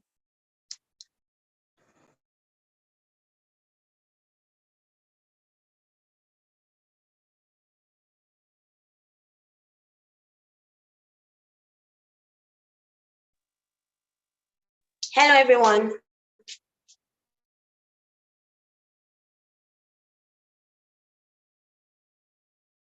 Hello. Thank you for your session. Thank you so much. I mean, we're really, really, really, really grateful. And I believe it was very eye-opening. I mean, see everybody in the chat box, saying thank you, thank you, thank you, thank you. Oh, it's quite dark where I am, but let me see if I can just increase the brightness a bit. Okay, so see everyone saying thank you. We're really grateful. So both to our first speaker, Samson and Aniekan as well. Thank you both so much. Thank you for honoring our invite, first of all, yes. Thank you also for, the tips that you shared. I'm understanding that, the peculiarities to law school, peculiarities to the season of law school, let me put it that way, 9 months, which may seem long.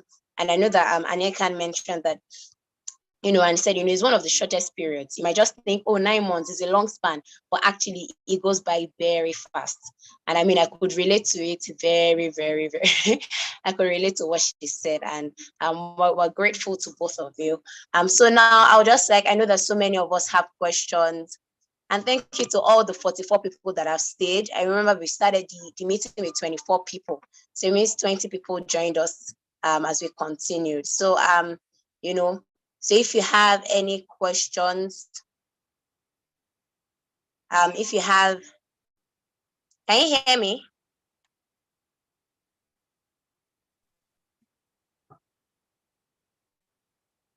Can everybody hear me, please? I can hear you. All right, then. So please, you can drop your questions in the chat box, or you can also ask your questions if you would like. If you would like to unmute your mic. So, are we all good? I have a question. Okay, so, sorry. Who says they have a question there? Amos Sergeant. Okay, all right. Hi, Amos. Good evening. Were you with us in the first session as well? Yes. All right, then. So, I mean, you were part of those that stayed from the beginning to the end. So, who's your question to? Okay, my question is, any one of them can answer. Okay, the second speaker. The second speaker. Sorry, yes, Aniekan Udo. Sorry, hold on. Let me just make sure our speakers are still on. So I'm going to have Samson. Are you still on the call, please? Yeah. I'm still on. All right, Aniekan, are you on the call as well? Yes, I am. All right then. So I think you can go on with your question, Amos. Okay. So my question is, briefly, please, so that yes. we're managing the time, yes. Yes. My question is the success, let's say making a first class or general success at Nigerian Law School, is it campus dependent? By that I mean, do you think a particular campus would give you an advantage to making a first class at the law school? Yeah, that's the question. Hi, Make I- Enos. So I'm going to ask to have my camera off. It's getting dark where I am, so it's better to have it this way. But I hope you can hear me. Yes, we can. Yeah, so I'm going to say this, and I'm saying, so for me, why I wanted Lagos was because I felt like if I'm in Lagos, I would have more chances of having a first class. But I would say that your success in law school is a lot more than the campus you attend. And I'm saying this because beyond just the lecturers that attend to you and the classes you attend, you play a key role in what you achieve. Now, you would always hear stories, and this is why you have to prep your mind ahead of it, be a part of the mind check. There's something Grace Kelly used to say, and it's a prayer point we prayed then 2 years ago. So even if there's going to be one first class in law school for this year, let me be the one. And I know that was my prayer. And we had just 20 first classes in law school. And I told them, the people that made 2-1s and 2-2s, and those ones that passed, it's not that they don't know it, because these are brilliant people coming with first classes from their different universities. But that's why I'm saying that law school is really spiritual. So it's not the campus you attend, although your campus, your ability to adapt to the environment would influence your success level, but it's beyond your campus. It's the people you surround yourself with, the mind programs you attend, your commitment to self-development, your commitment to God as well, and how much of your books you take in. Because when you put all of this together, I don't think there's a way you would fail. And chances are that it's better to shoot for the moon and settle with the stars than to shoot for the stars and settle where? In the ocean. or deep within. But the truth of it is, Amos, don't build that mindset. It's too early. Keep an open mind about whatever campus is it. Use the resources you have available, and you're blessed to have NLS Mind Check. So explore this means, have the right people around you, and you'll succeed in life. It's like saying that because someone is from a remote village in Nigeria, he or she can never become something. But where's Ngozi Iweala today? So I just want you to know that keep hopes alive. All things are possible.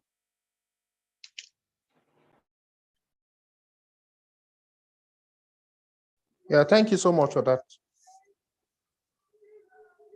Thank you so much, Anikan. I hope Amos, did that do justice to your question? Oh yes, perfectly. All right then. So I believe that some of us are still jotting things down. The major thing that she said is it's so early to come to a conclusion. Really, keep an open mind, because truly you don't really know where they can push straight to. So if you believe that success is just streamed to a particular campus, so once you are not there, you already have a defeatist mindset every other place that you might be. So if, for instance, you don't even think that there's success in Lagos, and then you're in Lagos, then it's a problem for you automatically, because you're like, oh God, I'm in the wrong place. So, and law school is not the kind of place where you want to have, that kind of mindset, and then that's why we're having NLS Mind Check, so that we check your mind before, you take the step into law school, and we make sure that your mind is really in the right place. So do we have any other questions? Yes, ma'am. Yeah, so I think we have questions in the chat. Would you like me to address that right away? Okay, you want to say something to the question as well? No. I think she did justice to that. I was going to answer the question in the chat box. I don't know if you are aware that there are some questions in the chat box. Yes, I can see that. So I wanted to know whether you okay, you can go ahead then. All right. So to begin with, Raymond asked me to share my externship experience. Raymond, I'm sorry, I was part of the pandemic set. So we did not have, I don't know, I think I graduated the same year with Ania Khan from law school, even though I didn't get to meet her in person. But yeah, unfortunately for me, maybe she might be able to answer that if she graduated like a year before me. I was part of the pandemic set. So we did not have like the regular externship. Hired the simulated externship, and it was not as productive as the usual one because like COVID took like a big part of our, in fact, we ended up spending more than we should have really stayed in the law school. So, but usually I think the externship experience is always a period for you to like have like a first-hand in-person experience of everything that you've been learning in class. So you go to the courtrooms, you spend 6 weeks, doing everything, listening to, seeing court proceedings like go from beginning or wherever they stopped. And then you relate with the judges, they give you tasks from time to time. You have a logbook for you to fill. And then the other one has to be chamber attachment thing. And you go to a law firm, you do all the draftings that you've been learning in class, you get to like practice. And I also think it's also another time for you to kind of like prepare, because usually I think after the externship, you just come in and when you're back to the law school, you have less than a month to prepare for the exam or something. But I believe she would either Grace Carlo or Ania Khan. Ania Khan, can I engage you real quick? Were we together? Is that even a proper way to ask? Yes, I was part of the pandemic set too, so okay. I share the same bias when it comes to externships. Yeah. Thank you, Ania Khan. And to Sandra is asking if it's a bad thing not to be involved in any extension program during this wait period. If it's a bad thing. Sorry to cut you. Yes. Oh yeah, sure. So I was going to, ask Sandra. I don't know if Sandra, if you would like to unmute your mic, to just put a bit of perspective to what she means by, waiting period. So, I realized that it can also mean this period, because I don't know whether Sandra is in school, whether Sandra is a graduate waiting to, go to law school. And I've heard that even in this period, because of the strikes with federal schools, they've been taking them batches by batches for law school. So some are doing their NYC before the law school, some are doing the law school. So Sandra, okay, she says the period before law school. So is this after you graduate? So after you graduate, just that period.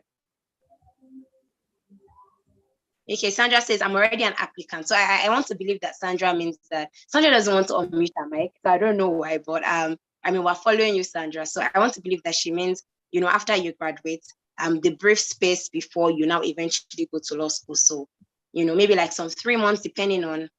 So maybe you can help us answer that question as well as Annie can as well. My answer to that will be pretty quick, because it depends on what you've been doing before now. So I personally would advise that if you feel like you've had more than enough internship, just take your time to relax and refresh yourself, keep preparing yourself mentally for the rigors ahead.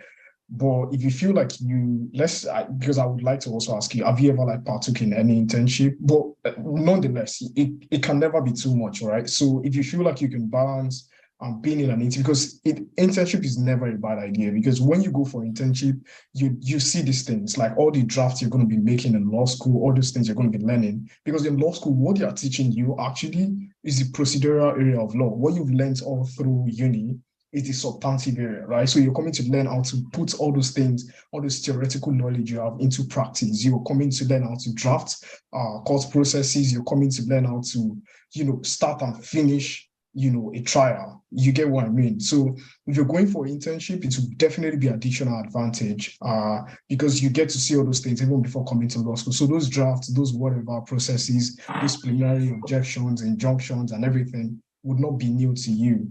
But again, you can just relax if you've had more, because I, for one, during my uni did not have so much internship experience. So during my waiting period, I had to go get some, and it's also really helpful if you want to for example, leave the country immediately, because I don't know, maybe I should not mention that, but yeah, if you, it's one of the things that you consider, like how you were able to build your identity capital while you were in uni and after you left when you are applying for graduate programs abroad. So yeah, you can go for it for sure. But at the same time, also try to do what Ania kind of advised us all to do, in the sense that, start preparing gradually, start familiarizing yourself with all those materials and all of those things you need to do.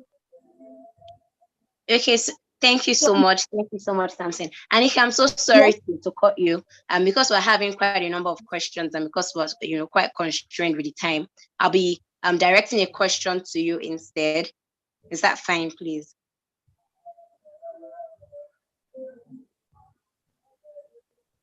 Yes, that works. So there's someone here that already said a question, directed to you. Amos spoke earlier. So it says, how do we start early to prep into the law firm we want? So I believe, how do they get into a desired law firm? How do we get into it? Is that? It's showing your name. Sorry, please, can you unmute your mic? Please make sure your mics are Okay, muted. Sorry, I mean mute your mic, so sorry.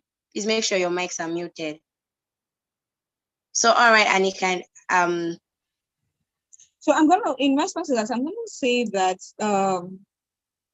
the first thing is to get into law school. That's the first way to prep yourself into the law firm you want. Get into law school, have a study pattern, build your grades. And one thing I noticed is that people most times 4 months, 5 months, 6 months into law school start making their applications and preparing ahead for interviews. So when you're able to find a rhythm that works for you, you will be able to define how much time you can give to prepping ahead of your ideal job. Now, I'm saying this because this thing about time management even comes to play beyond law school. It's more like you're working and you have some other goals. You have to be able to define create a balance between how much time you would spend reading and how much time you will spend. And the thing is, one thing people would say, and I would admit, is law school exams and prep is a bit different from law firm preps, because you would have to do LSATs and things like that. So if you're too idle during this period, you can use this period to learn how to do your LSATs, so that when you're in school, you're not trying to master LSAT and BAF finance at the same time, but you're just doing your revisions on it. That's if you don't want to relax while you're still easing yourself into. But I'm going to say generally that at the end of the day, 6 months into law school, you can start making your applications. Have a list of the law firms. Don't wait for publications, because the truth of it is most times firms don't publicize. So you have a list of your ideal law firms, and why they are your ideal law firms, you prepare your CV.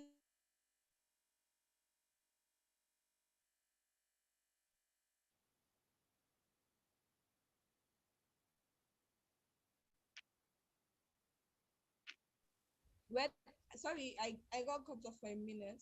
So I was saying that having to prepare your CV and your cover letter and making the uploads, where you have to make the uploads on the website, or you send it to HR. One thing you should try to do is manage your. Don't let pressure make you into something you're not. Define your goals and what you want and run by it.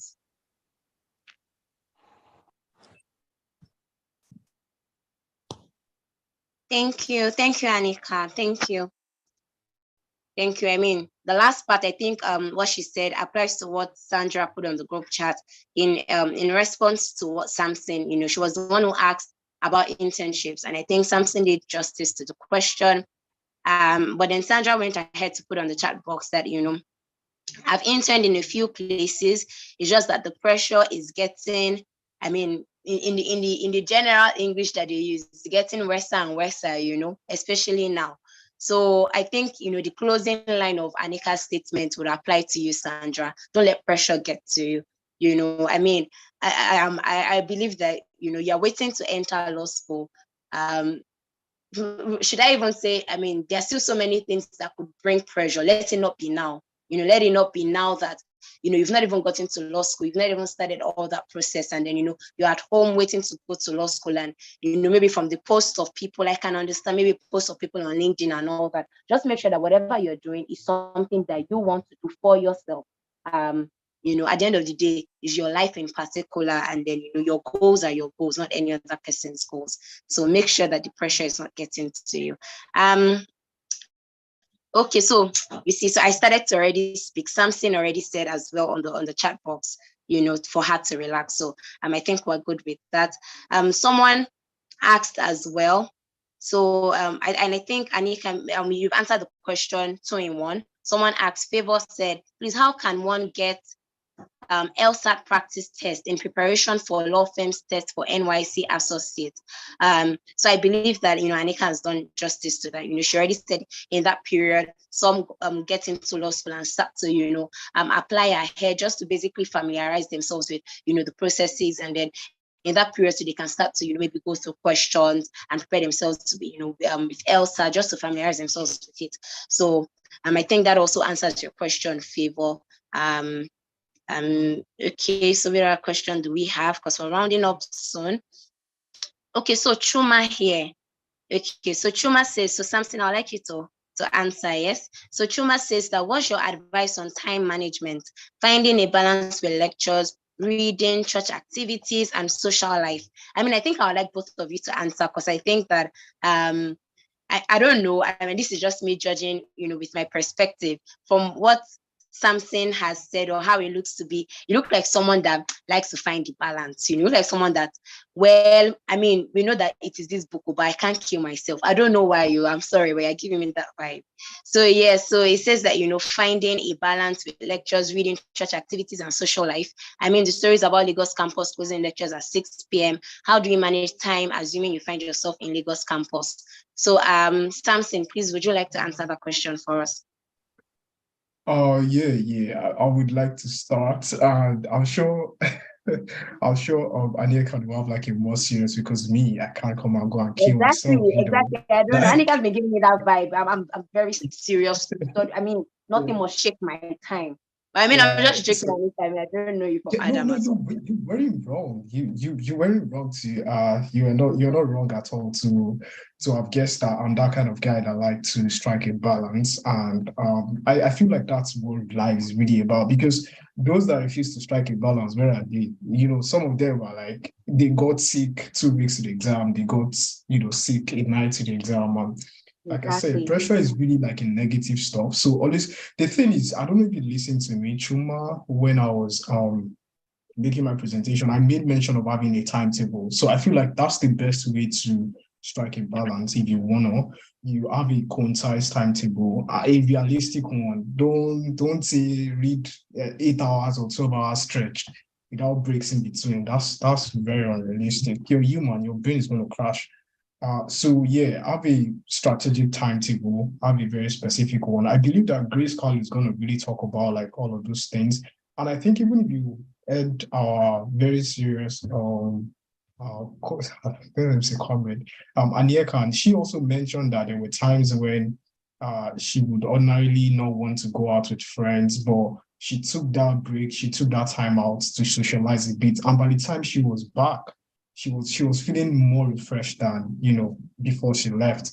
So honestly, I would say the best way, because you specifically mentioned Lagos campus, that's why I don't know how to address this question, because in Abuja, we were bowling. We ended classes by, and I don't mean bowling like we were clubbing. What I mean to say is we always end classes by 1.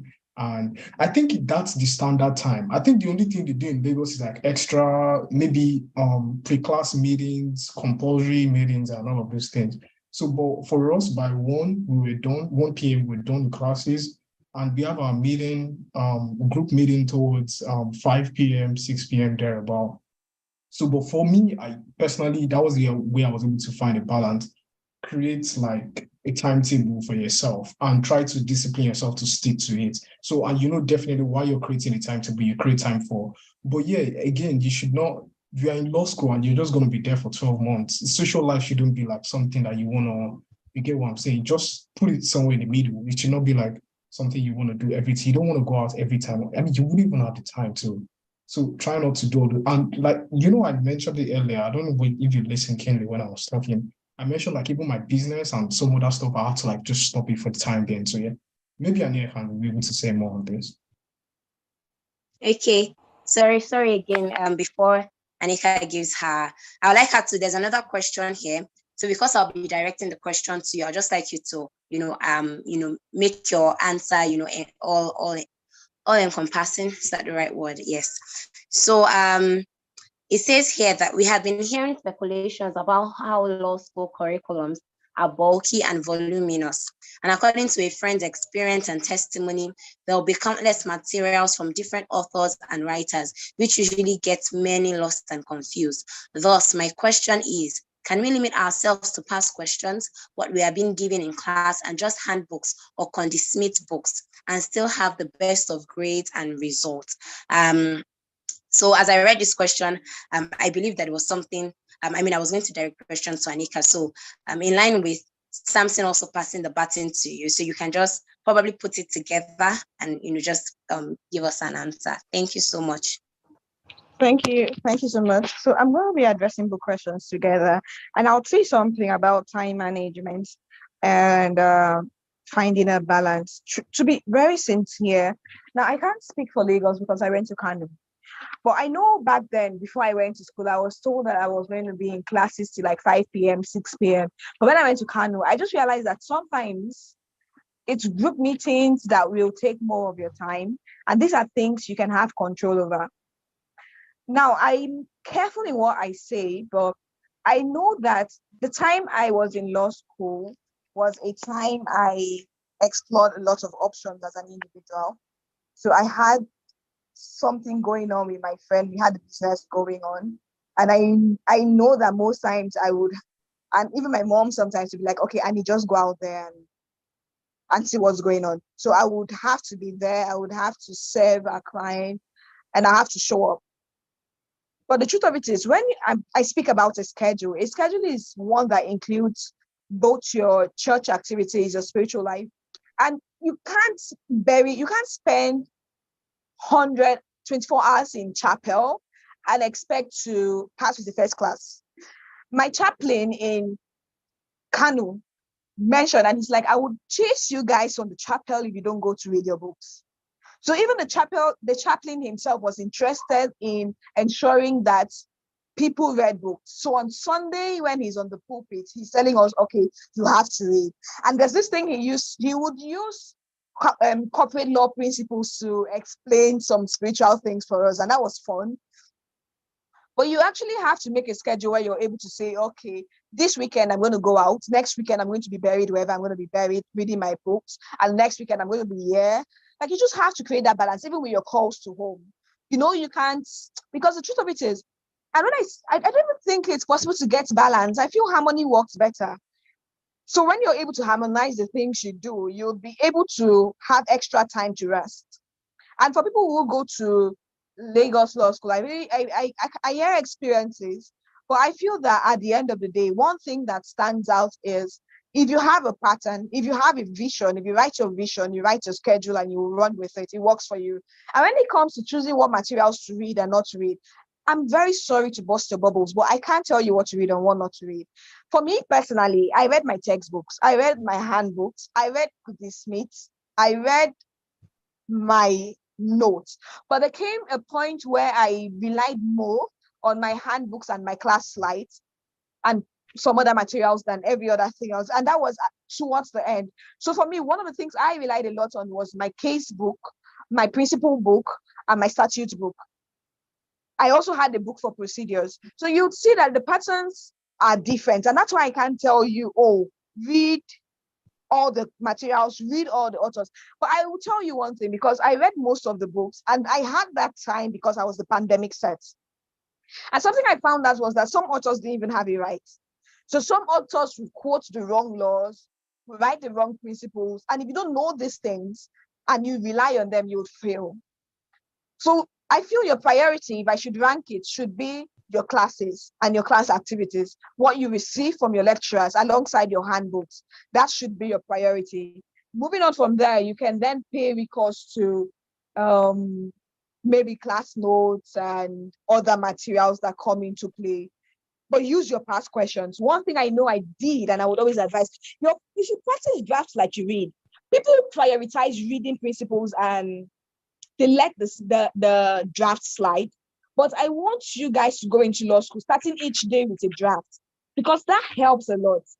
And in every question, there's always a draft this or draft that.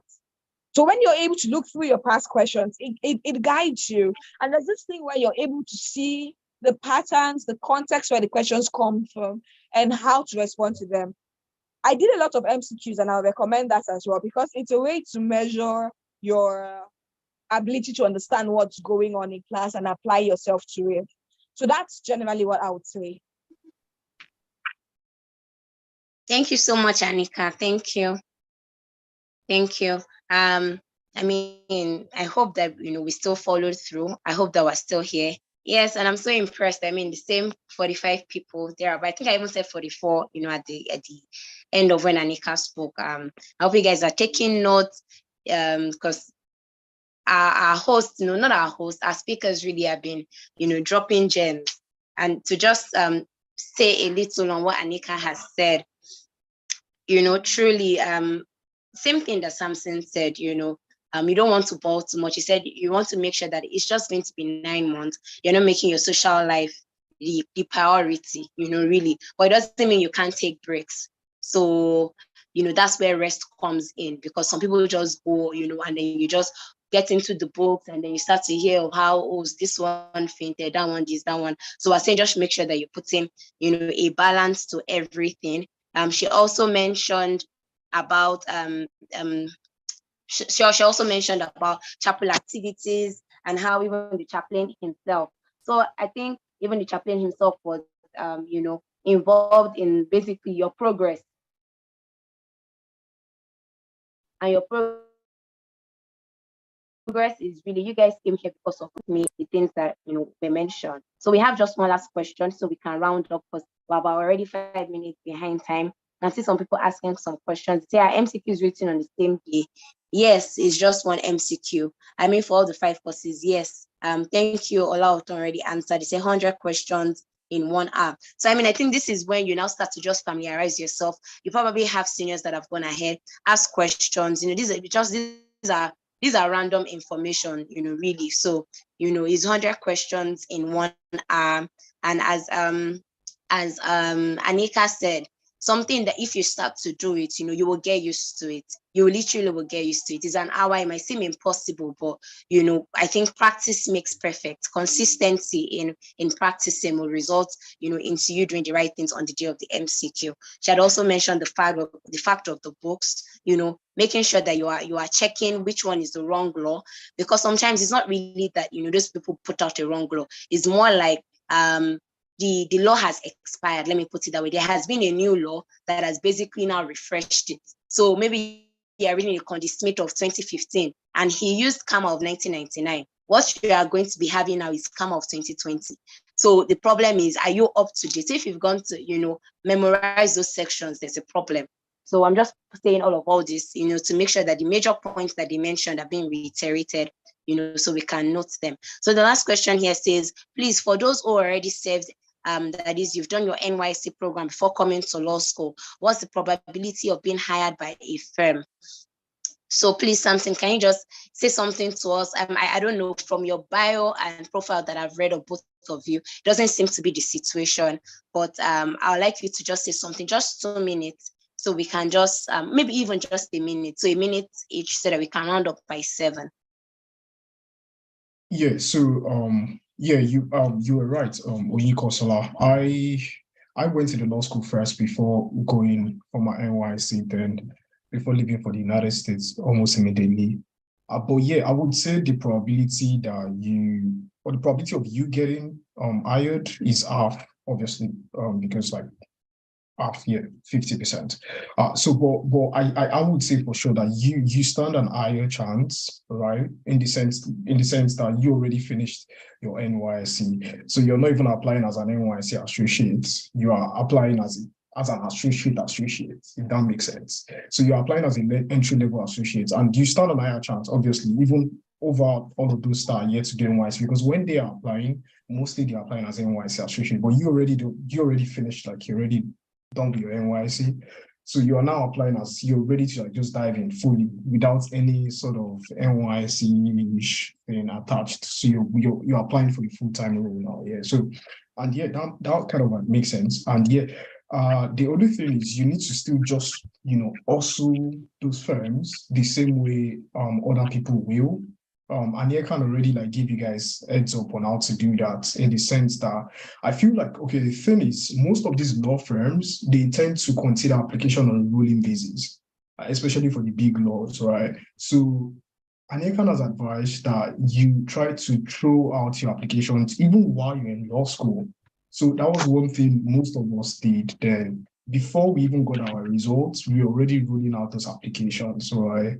Because even before then, we already have our CV intact and everything. So send out those applications. As soon as your law school results comes out, like just inform the firm, oh, now I have a first class now, just in case you remember, now me send an email 2 months ago. So yeah, I think that's just my personal opinion. I think they consider it on a rolling basis. So even though you're done with NYC, try to still apply, not as an NYC associate this time, obviously, but as an entry-level full-time associate or whatever position you want to apply for. Just roll out the application while you're still in law school. And here kind of advice that you can practice for your LSAT now that you've not started law school, or if you have time during law school, because some of these big law firms would rather still have you take the LSAT test before.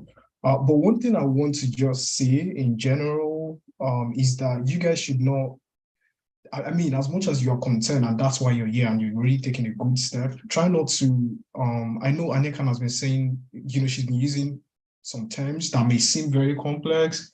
Try not to disturb yourself with the MCQ or no MCQ. Is it 100? Is it 20? You're already here. You're at the right place, because one thing Grace Carl is going to do is make all those things make sense to you. So I believe she's going to start rolling out the newsletter even before you resume. So she's going to familiarize you with all the things you need to know. But again, yeah, the probability is you stand a better chance since you finished NYSC. Just apply as an entry-level associate or as a full-time associate. I've forgotten all those terms that we use. But yeah, do that before you finish law school. And when your law school results came out, roll out more applications. Just explore your options, my guy. Thank you so much, Samson. Anika, your own perspective as well as your closing words. Okay, so for the NYSC, post-NYSC applications, I'm going to be very honest. So most times when it comes to top firms, it's easier to go in to top firms from NYSC than as an associate that has completed NYSC. That's for entry levels.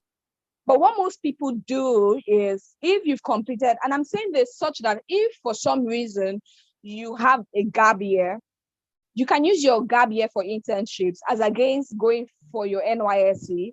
And then and I know this means like time ticking, but if you even want to work in a law firm, and then when you're done with law school, you can make your applications and move in as an NYSC associate. However, what most people do is get experience from smaller firms. When I say smaller firms, I mean like mid-sized firms, and moving, or I would say migrate to the bigger firms. So let's say, for instance, we are done with NYC, you're into law school, and after law school, you're working in A&M. You've worked in A&M for a year or 2 years. And one good thing about mid-sized firms is you get to do a lot. So you have a lot of experience in a shorter span of time. And so you're able to send your application to a particular law firm. So now I'll share a story. I have a friend. My friend didn't make it into a law firm as of when we finished, but she gathered she gathered some experience that were vital, such that when there was an opening in a law firm, she was able to go in there. So most times what NYC cannot give you, experience gives you in terms of the law firms you intend to work with. So it's never a loss. And the truth of it is, when you're able to assert your value and show that you're valuable to a firm, they keep you. And one of the reasons why it's even easier for NYSC associates is because when you mess up in your interviews, they're like, oh, well, she's just fresh out of school. Like there's still that bias that she's an NYSC associate. We're going to train her and she's going to grow into, or he's going to grow into an associate in our firm. But when you're now applying as an associate, there are higher standards and stakes available to you. But when you're committed to giving your best, and sometimes it helps when during your internship program, you give a lot of value to the place you are, because for one reason or the other, and there's something called favor and grace, to be honest. So it's never a write-off, it's never a black and white. There are always gray areas, and any of this can work for you. And it's my final remarks is it's really been a great pleasure sharing this platform with Samson and with every single one of you here. I'm going to start from where I'm going to end with what I started with. Relax. Enjoy the season of your life. Enjoy the process. Enjoy the journey. Connect with the right people. And when I'm saying connect with the right people, when you have a mentorship session going on, I feel it eases the stress. Mentorship is like therapy for law school. So I would advise that whenever you feel overwhelmed, just pray, speak to your mentor, and all things will definitely work together for your good. Thank you so much, Anika. Thank you so much. Thank you, Samson. I really hope that this has put, proper perspective to that question, that has been asked. I like the fact that, even with all the things that we can put together ourselves, Sorry, Anika mentioned that there is. Me. I just realized I was muted. Oh, you were muted. I could hear you clearly. Hello, can you hear me? Yes, I can hear you, and I heard all that you said as well. Okay, thank you. Thank you so much. Thank you so much. So I was going to reiterate, one thing that Anika said, where she mentioned that in as much as, there are so many important things, just like Samson had said, something, was realistic enough to say you have a 50% chance, because most times a lot of the entry level coming from NYSC associate. So the NYSC associate basically just become the associate the following year, yeah? So they don't really do entry level per se, but same thing that Anika added to, but one thing that she also mentioned was where she said there is also something called favor and grace. And so, we don't want to belittle the hand of God, in any situation really, but just make sure that you're putting in your diligence, you're consistent in what you're doing. Wherever you're being posted for your NYC right now for your PPA, make sure that you're doing what is necessary, networking as much as you can, even if it's a small firm, put in the right attitude. You don't know basically who knows who, and that's really how God works. So I'm really, really thankful to our speakers and, for every single person that has joined us tonight. You guys joined us from 5 o'clock. We've taken 2 hours of your time, but I really hope that the 2 hours was something that seemed well invested to you, because I believe that it was a good investment, and I hope that I have a witness, in the house somewhere. So thank you so much, Samson, all the way from the UK. And thank you so much, Anika. Thank you so much. I'm not in the UK. I don't like UK at all. I'm in America. Oh, so sorry, all the way from the US. Was a mistake. I'm in the United States. Yeah. Thank you I so don't much. like UK people. Don't mind them. The You UK, don't like them? Yeah. It's a long-lasted beef that we've been having with UK. Don't be upset. Just don't mind. I'm just on the lighter note. Yeah. I'm just joking. All right. Thank you so much, everyone. Thank you for joining us tonight. Someone also asked, yes, before I forget, someone asked about the mentorship subscription. So I'll just like you, to stay tuned to all our social media handles. The mentorship subscription will be shared subsequently there. So we're on Twitter as NLS Mindcheck, but also on LinkedIn as well. If you follow Grace Kalu on both social media platforms, you definitely will see a lot concerning NLS Mindcheck. But NLS Mindcheck has its own handle on Twitter as well. So, just stay connected to us. Whatever you've learned tonight, you can post it on LinkedIn. You can post it, to as many social media platforms as possible, and put the hashtag NLS Mindcheck or LSMP Bootcamp.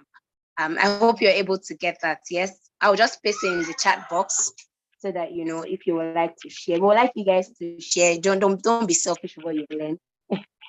Thank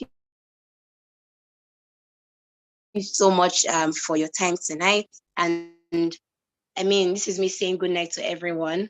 Good night, guys. So can you just unmute your mic and just say thank you to Samson and Anika? Just say thank you. Let them know that they did not waste their time, please. So that when we call them again, they will answer us. So please just say thank you. Thank you. Thank you so much. Thank you very so much. much, Anika. It was an amazing session. Thank you so much. Thank you so Thank you. much. It was an Really amazing appreciate session. Enjoy your time in yours. All right, guys. Thank you so much. Thank you for muting your mics. Thank you, Anika. Thank you, Samson. And I hope you guys will be back here tomorrow by 5 p.m. for the next part of the session. We'll be ending tomorrow. Is it today bootcamp? So this was one part. And if you feel like today was good, I want you to sit tight and wait for tomorrow. I'm sure it's going to even be better. So yes, thank you so much. Good night. Have a wonderful evening.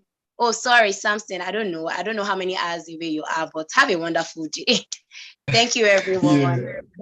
Yeah, have a wonderful day too. Yeah, it's just 1 p.m. here, but yeah, we are like 6 hours behind, y'all. Oh yeah. Thank you, everyone, for staying. Thank you. I wish you the best of luck in your future endeavors. First class in law school. I'll be proud to celebrate y'all. Take care, guys.